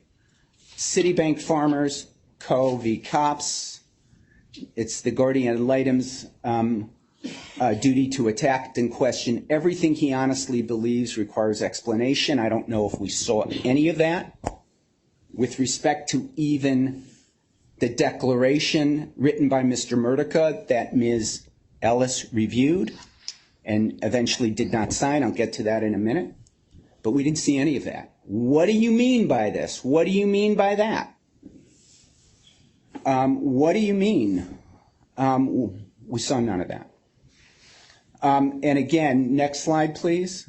Molinar v. Molinar. The foregoing circumstances in that case I won't get into, an irregularity which could cause a reasonable person to perceive an appearance of impropriety. Last, matter of Merricksville. We must be scrupulously careful that we avoid the appearance of any impropriety. That's New Jersey law regarding guardian ad litem.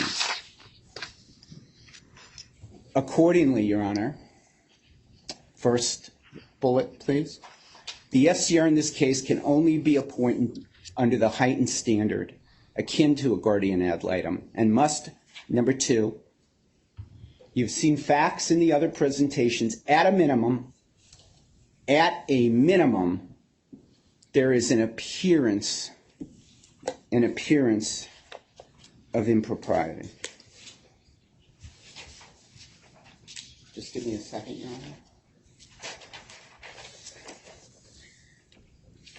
Honor.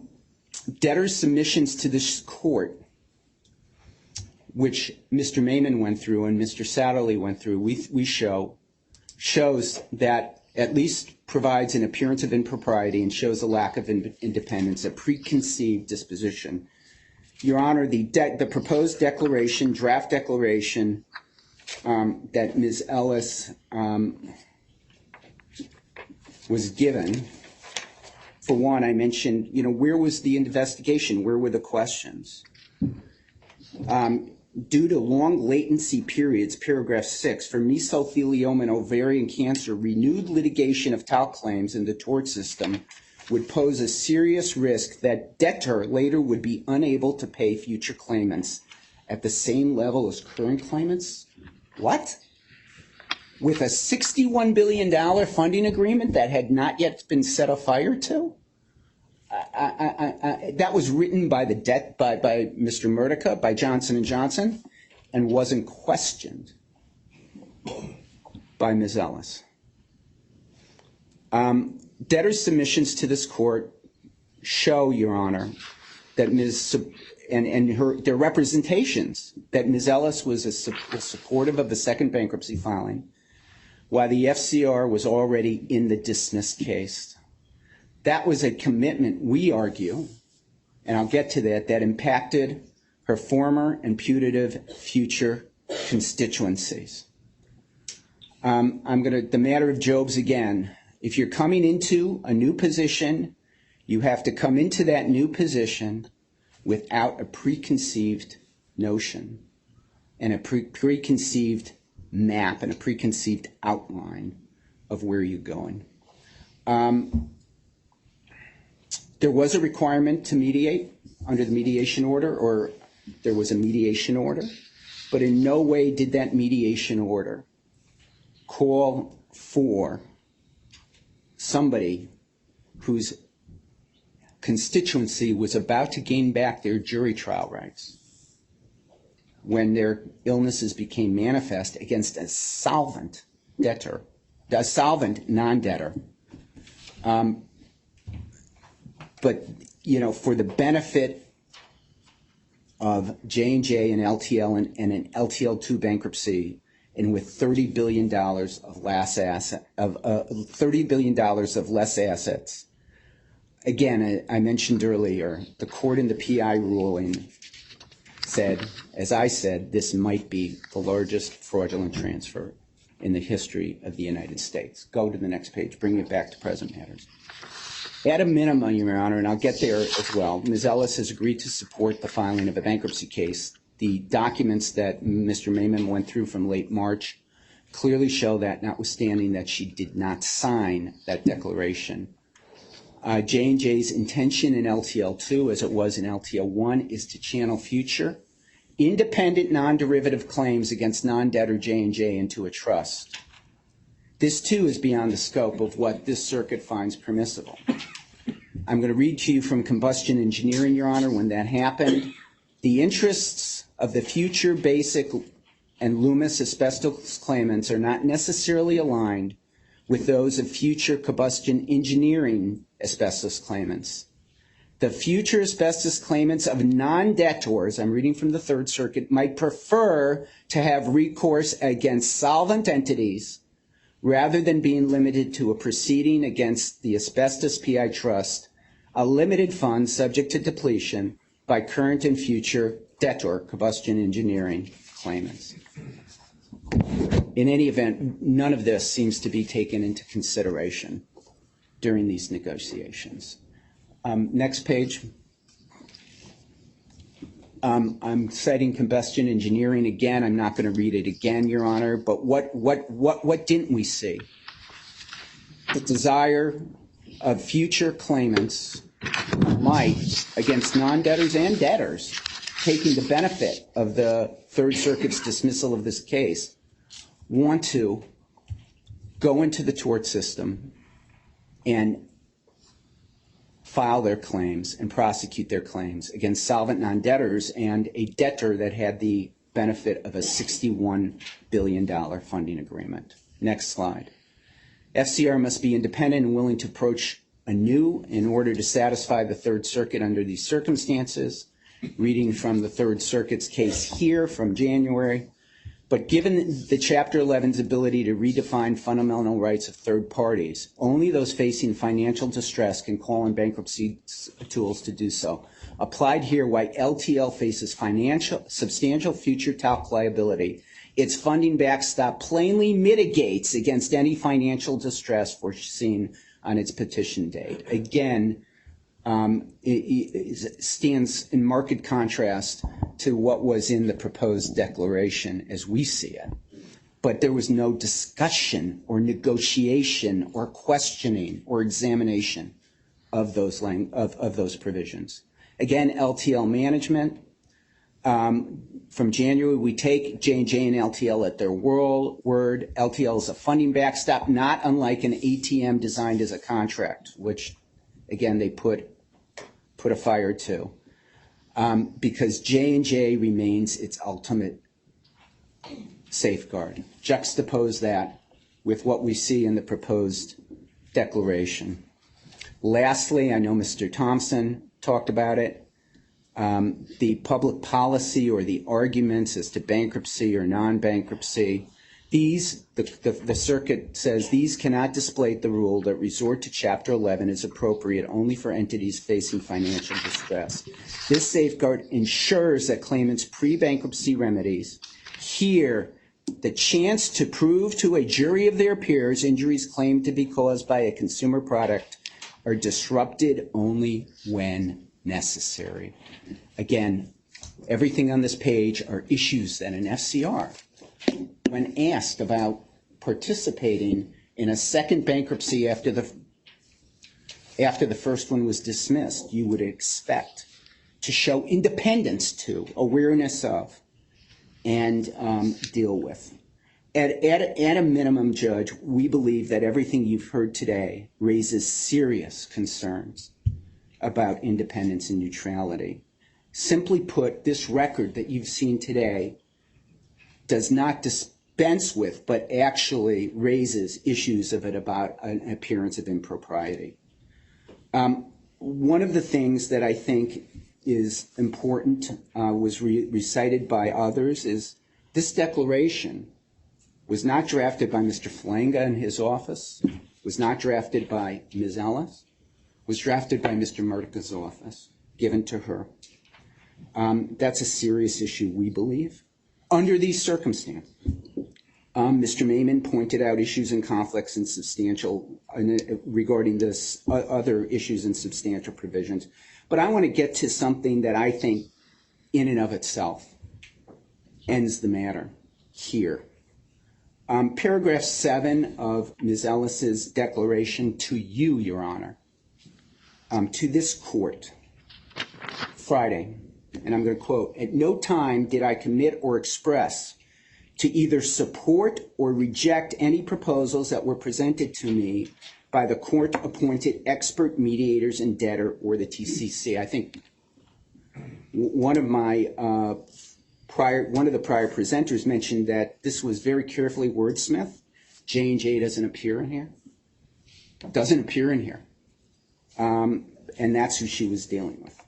But I think it's fair to say, Judge, if you look at what was the email correspondence that Mr. Maiman showed, especially the one of the declaration where the response was not, "I object to this, tell me what this means, let me talk to you about this issue, let me discuss the second bankruptcy and how it affects my potential future constituents and my present constituents who at this point are getting ready to return or will have an opportunity when their injury, God forbid, manifests to return to the tort system." None of that. All we have, Judge, is a paragraph. I served as the FCR, served, not I am serving. And the response from Ms. Ellis, quote, "I am still serving, so it's so hard to sign as is." Thoughts? To me, Judge, one of the things I learned when I was a prosecutor is that my former boss used to tell me that the presumption of innocence is a rule of evidence, not a rule of common sense. And when juries go decide factual questions, they're asked to apply common sense as well, and here we're doing it too. Common sense as to what happened, including this statement that challenges only the served as opposed to I am serving, along with a verified complaint talking about Ms. Ellis's approval of a second bankruptcy, along with the board representations made by Mr. Pietro, talking about Ms. Ellis's agreement or, her inclination to approve a second bankruptcy, Judge, I think that at a minimum creates an irreconcilable conflict between this declaration submitted to you and paragraph 7 and the record you have in front of it. I'm not here to judge. I'm not here to decide. I'm not here to say anything that other than what we have here is an appearance of impropriety. Again, Your Honor, to protect this institution, to protect this case, however long it exists, and to protect these proceedings, we believe, Your Honor, that this is a ill-made motion, not based on a year ago, which was a very different circumstance. And I celebrated Ms. Ellis's appointment as FCR, as the first woman FCR, as Your Honor well knows. But we've got a different record, and we have different circumstances, and we have different documents and different evidence. And we have to deal with what's in front of us now. And this motion cannot and should not be granted, Your Honor. What Your Honor should do, which I applauded you for last year, if Your Honor remembers, from this very rostrum, is do a process that will allow proper vetting and limited discovery of various candidates. And should this case proceed, and I know Mr. Satterley talked about there's a motion to dismiss pending, Judge, there's 7. 7, raising my hand, 7.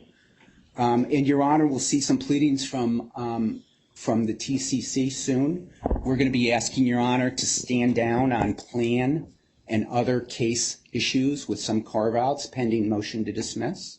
Should be no surprise that that's what we're going to be asking Your Honor to do. Probably this week you'll see that.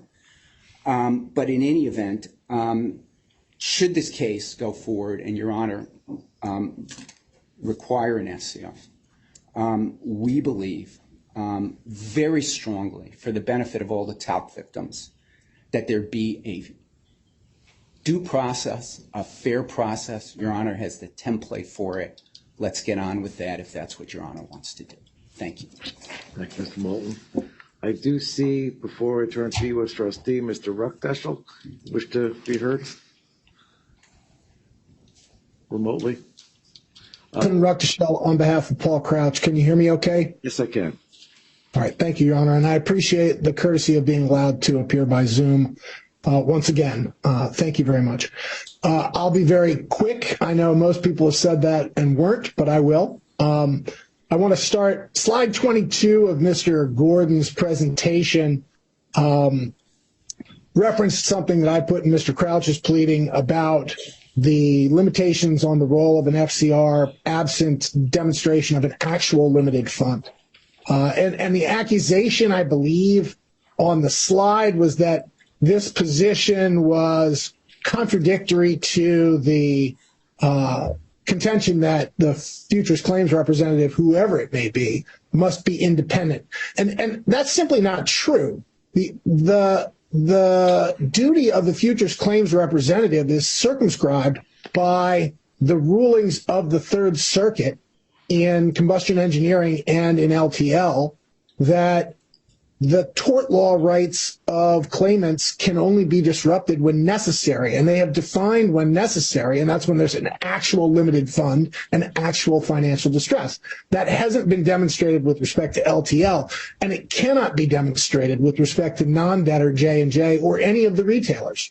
No attempt has been made. So the position that an FCR, if appointed now, would have to be appointed for the limited role of protecting tort law rights of the futures claimants is not at all in conflict with the independence of the FCR.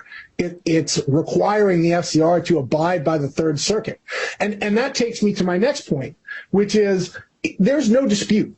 There was no dispute in this case that there were discussions between counsel for Johnson & Johnson and Ms. Ellis during the pendency of LTL 1, after the dismissal when Ms. Ellis voiced her support for the filing of a second bankruptcy. There's no dispute that that happened. There's no dispute that she agreed. It was presented to the board. It's in the complaints. It's in the emails. The only caveat to the draft agreement that Ms. Ellis ever expressed, as Mr. Moulton just pointed out, was that they had written her status as FCR in the past tense when she was still serving. She never said, but I don't agree with the other stuff in it. And that's what was presented to the board. That's what's been presented to this court. The FCR of LTL 1 supports the filing of LTL 2.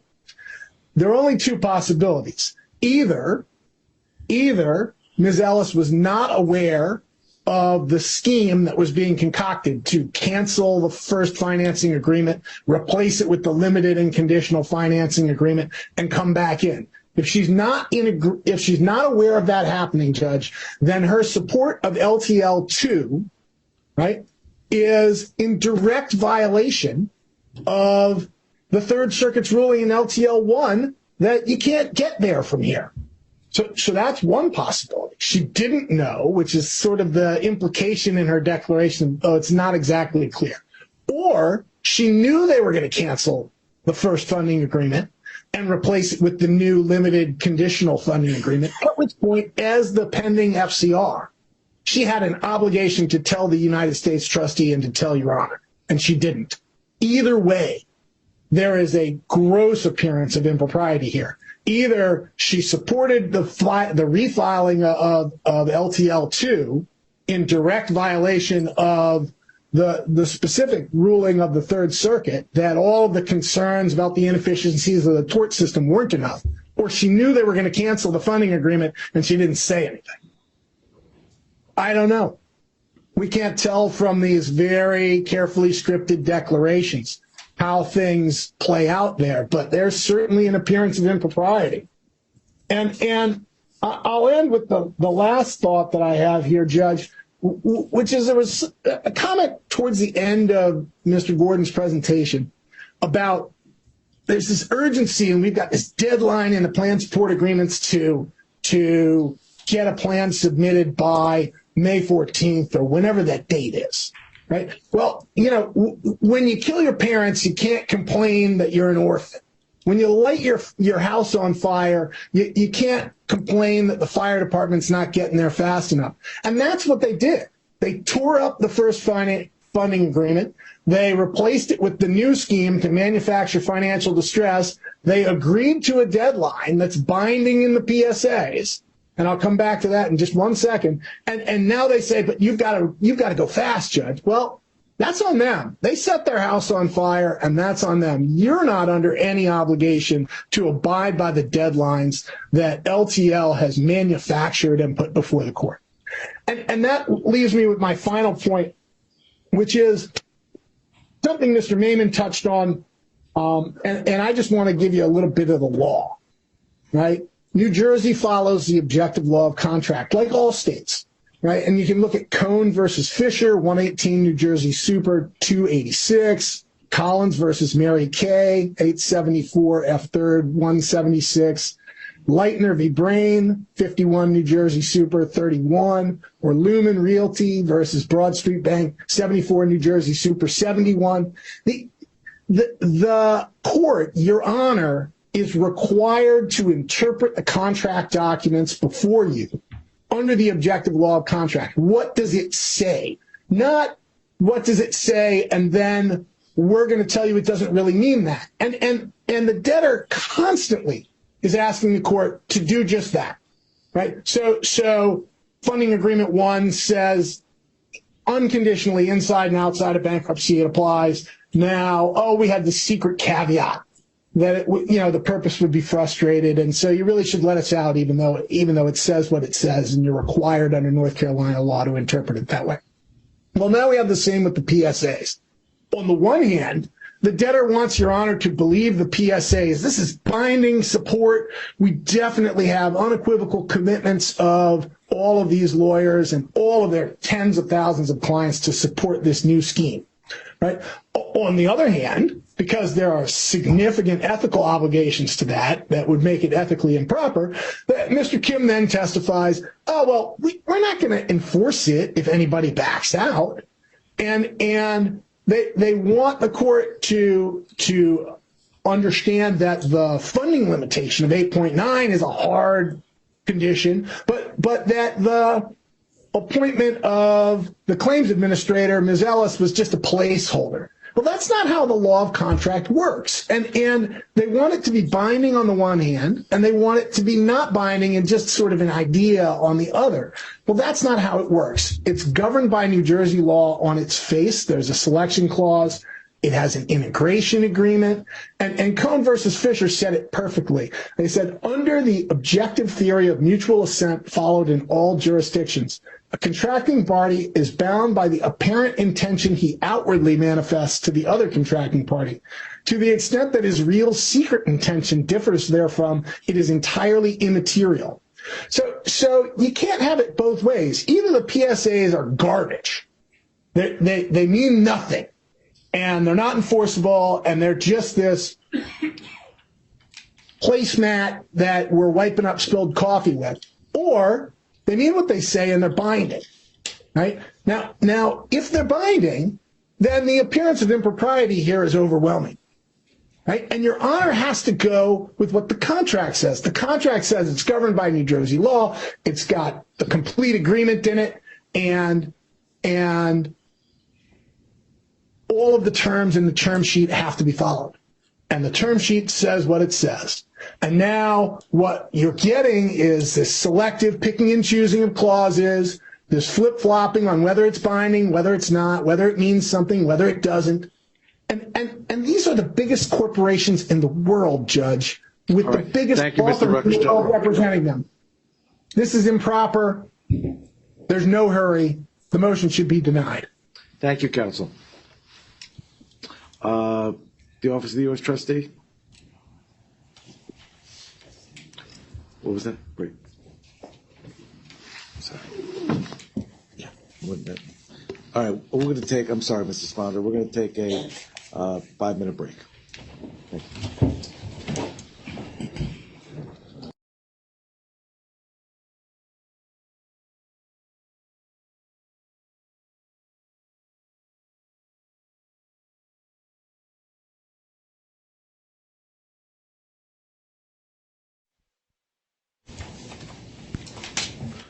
Bear with me. Start video. There I am. You ready, Kia? Yes, Your Honor. All right. We'll just wait a couple more. Actually, Mr. Spawner, before you begin, let's just outline what the rest of our day is going to look like. Seems like I always have to do this with you all. I assume after Mr. Sponder speaks, Mr. Gordon, and assuming we'll call it this side, is done with their presentations. Mr. Gordon, you're going to respond? I am, Your Honor. The question becomes, and then after the motion relative to Ms. Ellis is completed, the arguments, we have other matters on the agenda. Unless you tell me we can resolve those, and I probably won't believe you, in 45 minutes or an hour, I think we would break for a half-hour lunch. Make sense? That makes sense, that's Your Honor. So you're telling me it's not going to be 45 minutes or an hour? If they agree to my Valadez motion, that will solve everything. Sit down. All right. Trying to have an early lunch. Mr. Sponder. Thank you, Your Honor. Good afternoon. Jeff Sponder, together with Lauren Bilski and Linda Richendorfer on behalf of the United States Trustee. Your Honor, at the outset, Debtors Counsel made a few statements that need to be clarified. First, Debtors Counsel advised that all parties, including all in the courtroom, approved Ms. Ellis as the FCR. I'm not sure who parties is referenced, but the United States Trustee did not take part in that. We remained neutral and didn't take a position. Second, Your Honor, Debtors Counsel stated that in LTL 1, no one disputed the standards for appointment of the FCR, and Mr. Gordon read the standards from IMRIS, but the IMRIS standard was not in effect at the time Ms. Ellis was appointed. The disinterestedness standard, of course, was in effect at that time. Your Honor, just as the court determined it would not automatically reappoint the same mediators from the first case and ask for new recommendations, so too should the court take a fresh look at candidates for FCR. As such, the U.S. trustee does not object to the debtor's general request for the appointment of an FCR. As Your Honor is aware, the standard for appointment of an FCR was recently articulated by the Third Circuit in the Imris case, which has been described several times already, so I won't go into that. I will quote, though, a few spots from Imris where the Third Circuit said, and I quote, that variations in the appointment process are otherwise within the discretion of the bankruptcy court. The Third Circuit also offered this instruction, I quote, implicit in the FCR appointment standard is one procedural requirement, that whatever process the bankruptcy court follows ensures that the court has the information necessary to assess the candidate's qualifications. This fiduciary standard, which, as you heard and know, is akin to a garden ad litem standard, was not the standard when Ms. Ellis was appointed. It is the standard now. Here, Your Honor, similar to the first bankruptcy case, the debtor presents its chosen candidate and asks this court to appoint its chosen candidate, Ms. Ellis. However, Your Honor, in the first case, the debtor withdrew its motion to appoint its chosen candidate as FCR at Your Honor's direction. In the first case, Your Honor entered a case management order and expressed concerns regarding anticipated costs, delays, and resources associated with litigation over the nomination and appointment of an FCR, which led to Your Honor instituting a process to select the FCR. That process included the submission of candidates by the parties and the court, allowed the striking of candidates, and allowed limited discovery, which would conclude no later than 14 days following the conclusion of the hearing on the motions to dismiss filed in the first bankruptcy case. As such, Your Honor, the FCR was not selected in the first case until after the motions to dismiss were heard and Your Honor rendered your decision. The court should again institute a process similar to the first case in order to produce a candidate for FCR. Your Honor, aside from the procedure to appoint an FCR, the motion should be denied as there exist unanswered questions about Ms. Ellis's independence and loyalty to future claimants, which Your Honor has already heard over and over from this side, so I will not go into it much. One of the issues here is Ms. Ellis's involvement in the plan to file the second case while still in bankruptcy during the first case. Also, Your Honor, and one thing I think that should be noted is that if Your Honor peruses the motion for the FCR and the original Ellis declaration, there's no mention of any information about any conversations, negotiations, discussions at all with Ms. Ellis. That was left out and only found out during the depositions for the preliminary injunction. Your Honor, as the process to appoint an FCR must ensure that the court has the information necessary to assess the candidate's qualifications.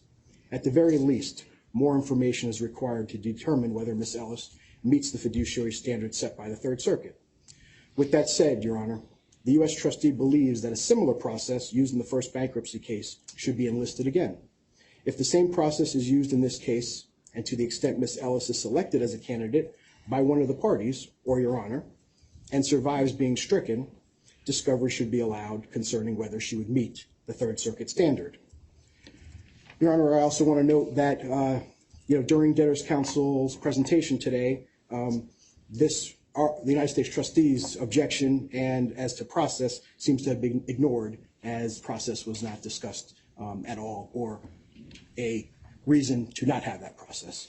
So with that, Your Honor, that is the United States trustees' position, and I thank Your Honor for the time. Thank you, Mr. Sponder. I do take your argument to mean that the U.S. trustee is not seeking additional discovery as part of this motion.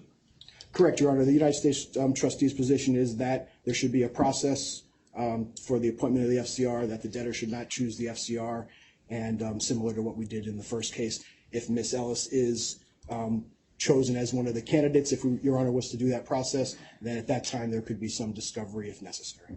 All right. Thank you. Thank you, Your Honor. Mr. Gordon? Oh, I'm sorry. Mr. Falanga? Mr. Falanga, is missing the party. He is in. Oh, I'm sorry.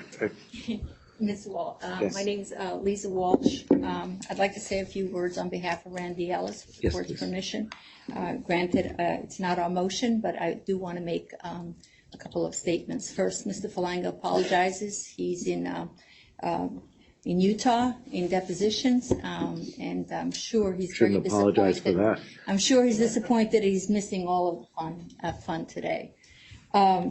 First of all, we want to thank you for the opportunity to allowing us to say a few words on behalf of Ms. Ellis, who with undoubtedly after all of the presentation this morning, she's without a doubt feeling all of the love in the room. So thank you all for your comments. I have had a front row seat since her appointment to Ms. Ellis. And she is, I'm not a young lawyer anymore, and I've seen a lot. But what I can tell you, Ms. Ellis is honorable, she's ethical, an independent woman. And I'm going to stress that, an independent woman.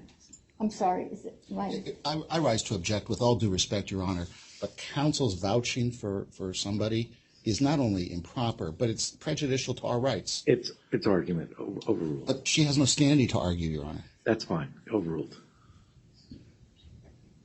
Continue, please. Since the inception of her appointment, both sides have worked very, very hard to convince Ms. Ellis that their positions, no matter what the issue was, their position was the right one. And frankly, I could tell you that most of the times it appeared as if it was the dueling in the Wild Wild West, or what do they call it, Wild Wild West dueling for her support and for her affection. But no matter how difficult it was, Ms. Ellis at all times stood her ground, because the only constituents and the only loyalty she ever thought about was the future claims representatives. Because at all times she recognized that she was a creature of this court's appointment, and that is the only loyalty she had to this court and to the future claims and the future claimants.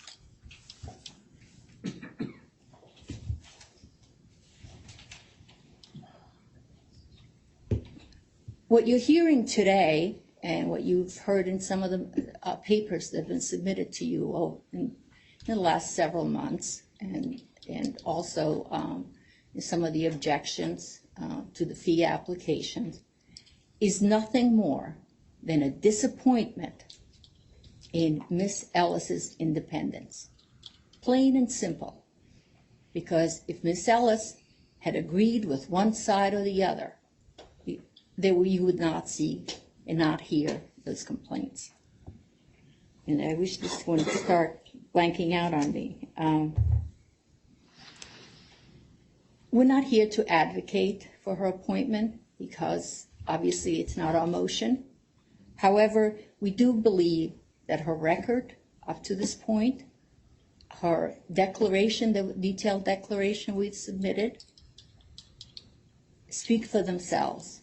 It would warrant such an appointment, because she worked very, very hard to get herself up to speed on the very, very difficult conditions where there wasn't as much cooperation as one would hope to get an FCR up to speed and enable them to get the experts that she needed in order to get up to speed, to participate in the mediation, the estimation, and all of the other proceedings in this court, but she did it anyway.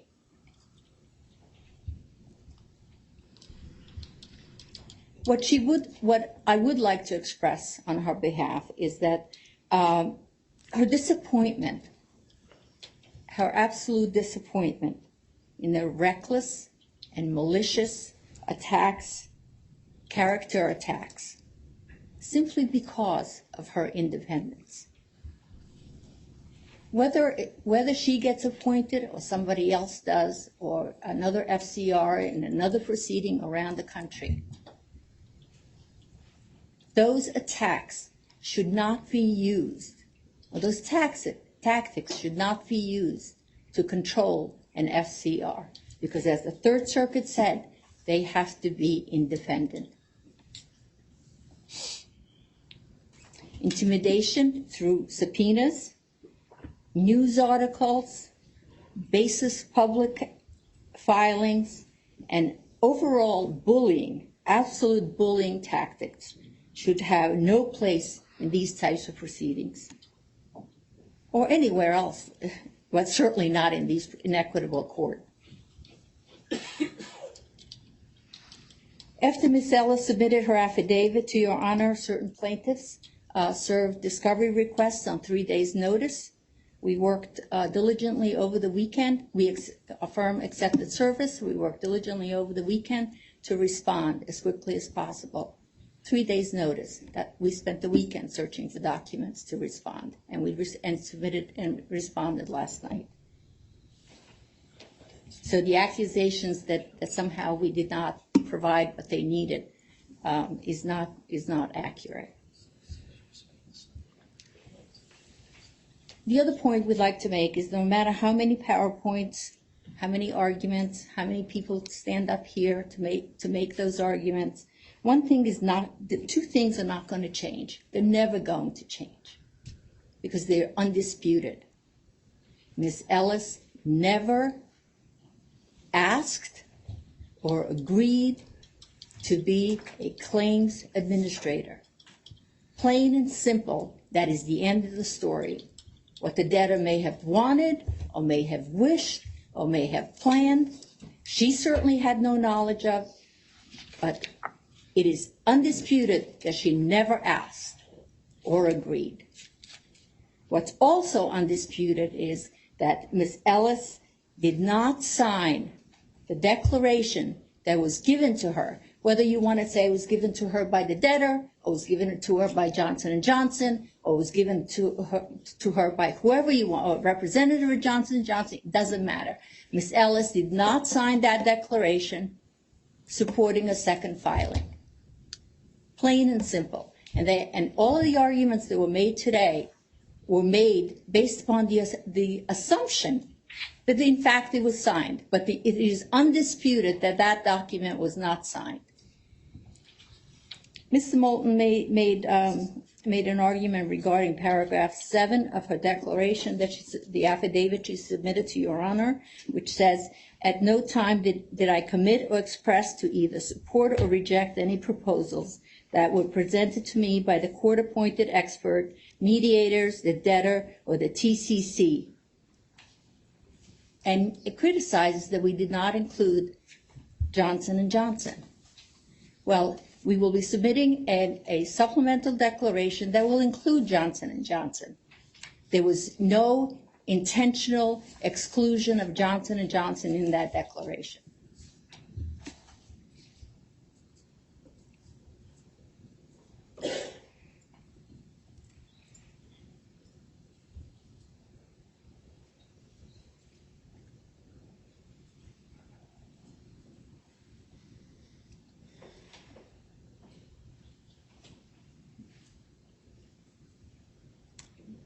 The last point we would like to make, Your Honor, is that we can assure Your Honor, and we can assure everybody in this room, and those who are participating by Zoom or on the telephone, Ms. Ellis will not be coerced to agree with any party, whether it be the TCC or the debtor or Johnson & Johnson or anybody else, to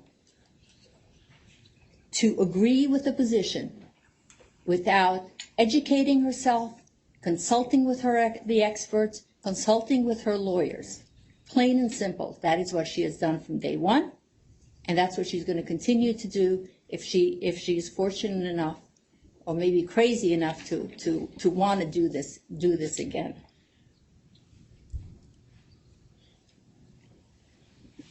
Lastly, again, I'm going to stress that this was a historic appointment.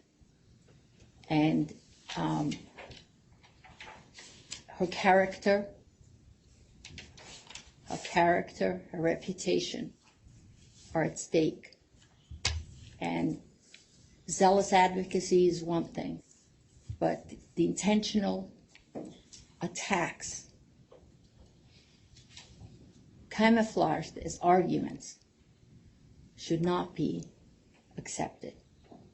Again, thank you for your honor, and most importantly, on behalf of Ms. Ellis, I'd like to thank you for the confidence you placed in her during the first bankruptcy proceeding. Thank you, Ms. Walsh. Your Honor, can I make one point? Just 1 minute? Just 1 minute on that? Very briefly.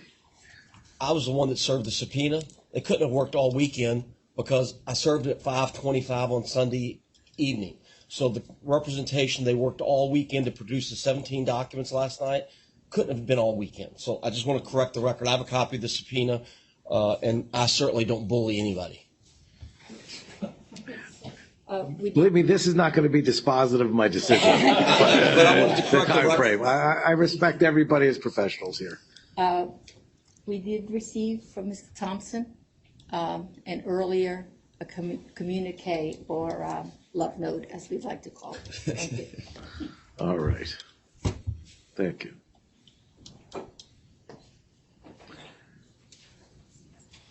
Counsel. Good afternoon, Your Honor. Chris Hansen with Paul Hastings on behalf of the Ad Hoc Committee of Supporting Counsel.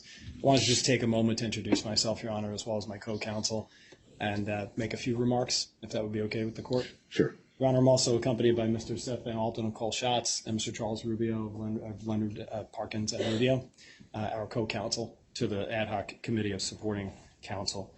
Your Honor, we represent approximately 20 law firms who have approximately 60,000 claimants that they represent. We're hard at work on the 2019 statement. We'll get that on file as soon as we can. Obviously, with that number of law firms and that number of claimants, it's a tall task, and we are putting it together. What we're trying to do, Your Honor, is put a consolidated 2019 together for yourself and for all the other parties in interest in the case. That'll obviously come with a motion to redact as well, which is similar to all the other 2019s that have been filed in the case by all of the various law firms with respect to their claimants. So I wanted to make sure the court understood that, and we'll get that on as soon as we can, Your Honor.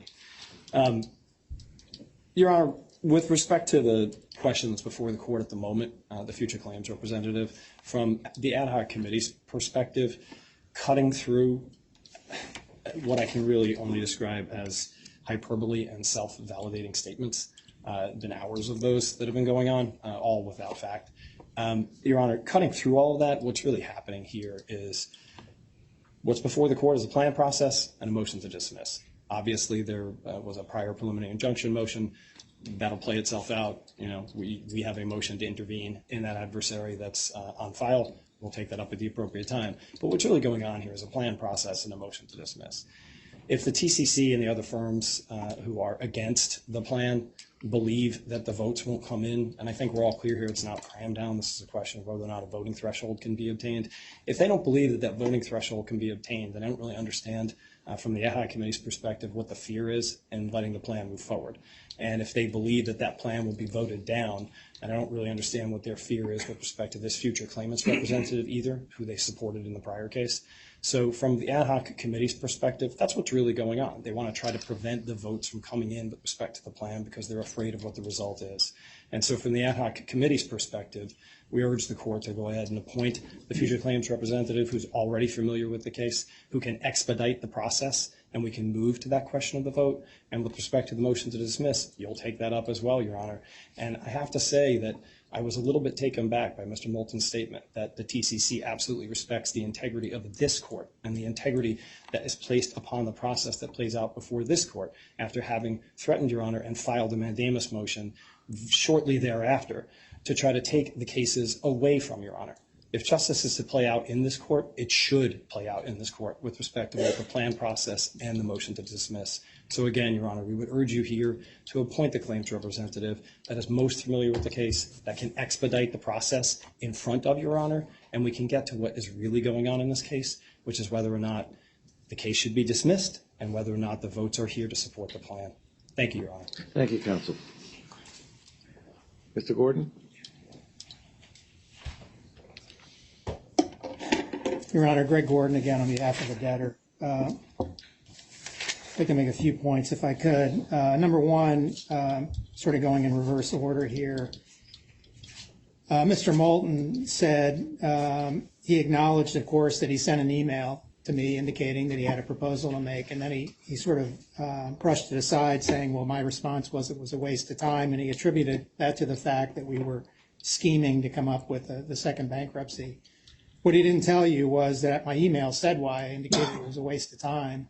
He said he had an ovarian cancer only deal to discuss. It would not include mesos at all, and I told him what we said from the beginning, that we want a full resolution of all claims in the case, and I didn't hear anything further from Mr. Moulton, so just to straighten that out for the record.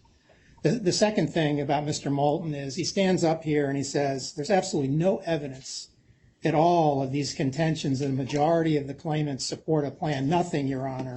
It's totally ridiculous. In fact, he used a word I haven't heard in a long time, balderdash. It's absolute balderdash. I had to look that up. I couldn't remember what that was.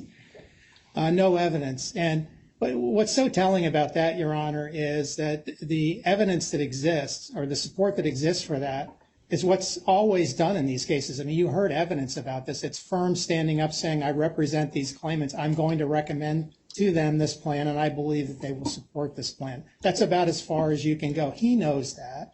And so for him to stand up here and to say that.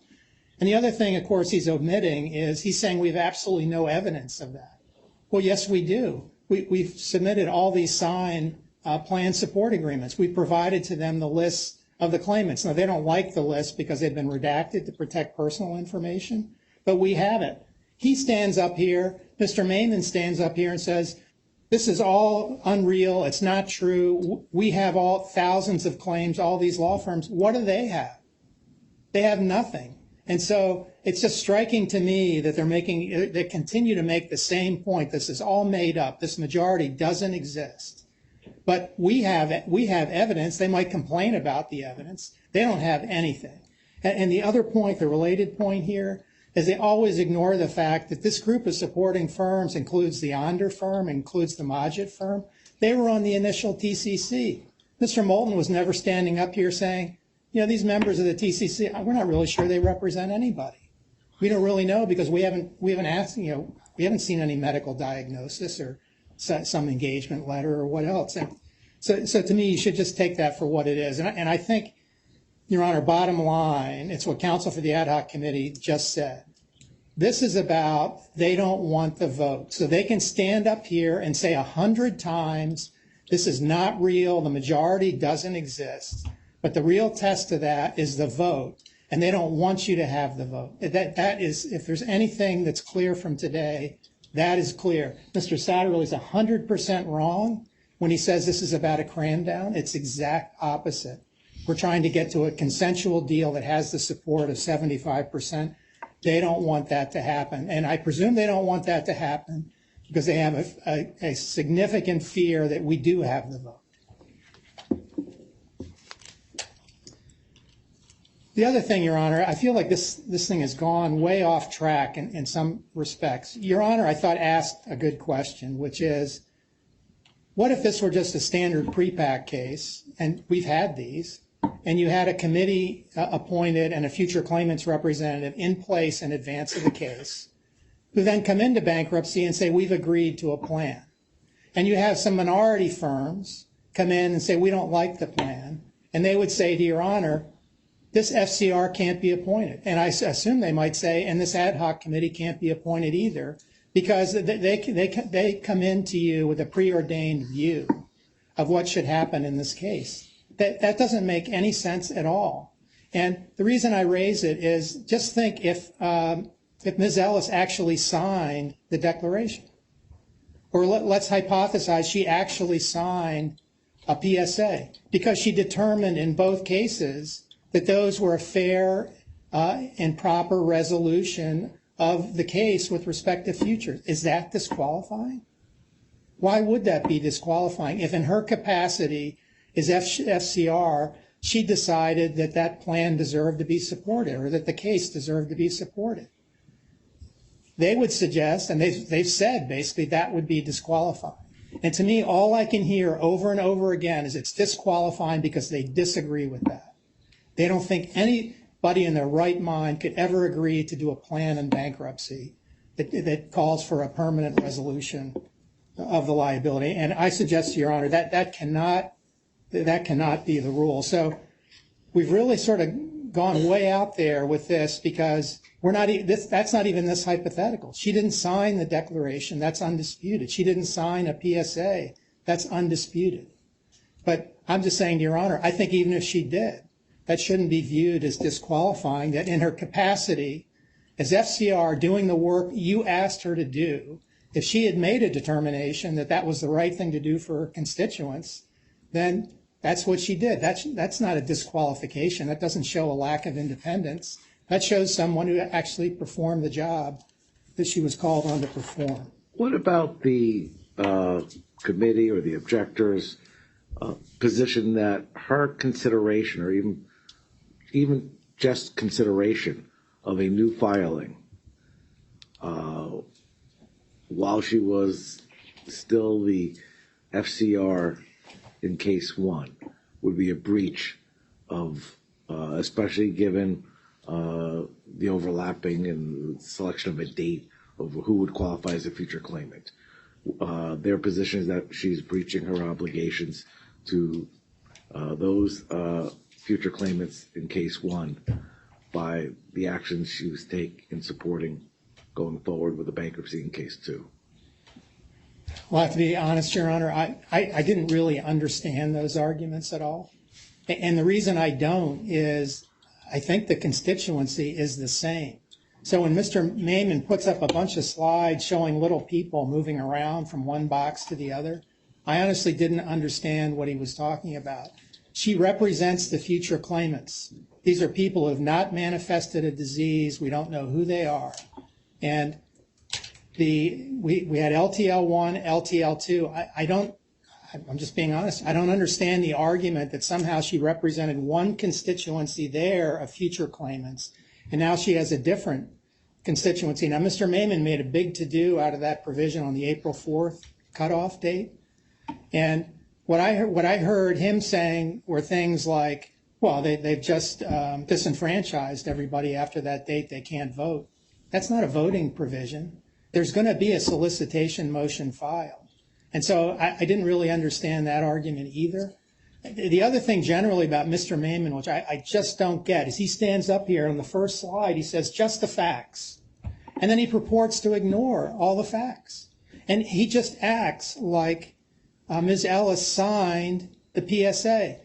He acts like she agreed to have her name put into the term sheet as a claims administrator. The unequivocal evidence, the undisputed evidence, is the opposite of that. And he went on and on and on. How could anyone agree to the 1/3? How could she agree to this? How could she agree to that? He did that knowing full well she didn't agree to anything. And so that's all, it's just fiction. I mean, that's the problem with this. This is just trashing somebody. It's character assassination. It's coming up with accusations. And then when you're called on it and you're shown that your accusations are boundless, you double down and you make them again anyway, even though the record says otherwise. So I'll pause there for a second. I'm not sure I answered your question, but I'm just being honest. I didn't really understand what the argument was. All right, fair enough.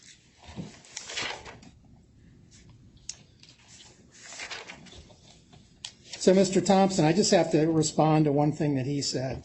And Mr. Thompson, to me, just proved my point that he doesn't want Ms. Ellis appointed because she disagrees. You know, she hasn't adopted his arguments about constitutional principles and limited funds and the like. But what he keeps saying over and over and over again, everybody keeps saying it, is the funding agreement was a $61 billion commitment, and that's been thrown away to $30 billion. I tried to clarify this before. That is not true.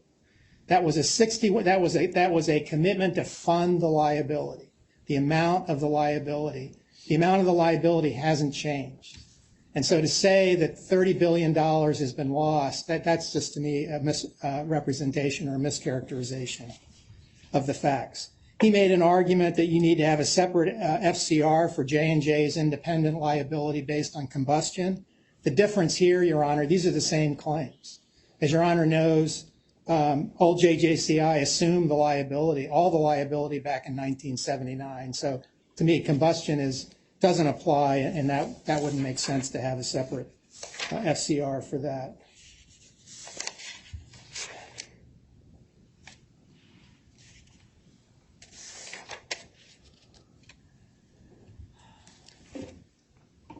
And the other thing, I would just go back to Mr. Maiman again. He made this impassioned plea that the documents are what they are. They're solidified in stone. I think Mr. Ruckteschell said the same thing. New Jersey law, you got to apply the documents. They say what they say. And to me, it just ignores the very top of the document that's attached to the plan support agreement. It's a term sheet. It's a term sheet subject to documentation. It's subject to further negotiation. We've said that from day one. And so for someone to stand up here and say whether or not Ms. Ellis says she's a claims representative or not, or whether she knew about it or not, the document, by God, says she's a claims representative, and that's the end of it. That to me doesn't make sense. And then two other things, Your Honor. The whole idea of delay, Mr. Moulton's all about he wants delay. After months and months and months that delay is harmful to his clients, we got to move quickly. Now he wants a delay, and that's to me just to avoid the vote, if he can avoid it. And then the last thing to say is, so the ultimate fallback is there's an appearance of impropriety. So think about that in this context. You have somebody who was vetted before, approved before. A series of baseless accusations are made. They're proven to be false. But nonetheless, because they were made, and even though they're false, there's an appearance of impropriety, and she should be rejected. And I don't think the court should embrace a standard like that. I don't think Ms. Ellis has done anything wrong. I don't think she deserves any of the criticisms she's received. And we would ask Your Honor to appoint her as the FCR. All right, thank you. All right, argument is done. I told everyone we shouldn't even ask to rebut. Smart move. I have 4 points. He told me not to make them. Discretion, right? All right, I'm going to reserve. I am unlikely to make a decision today. We are convening on Tuesday. I'm hoping to have a decision by then. I think we have argument on the certification issues on Tuesday. We have lots more to discuss today. We'll do that after lunch. Come back, we'll start no later than 1:30. Try to get back by 1:20. Thank you, Your Honor. Thank you.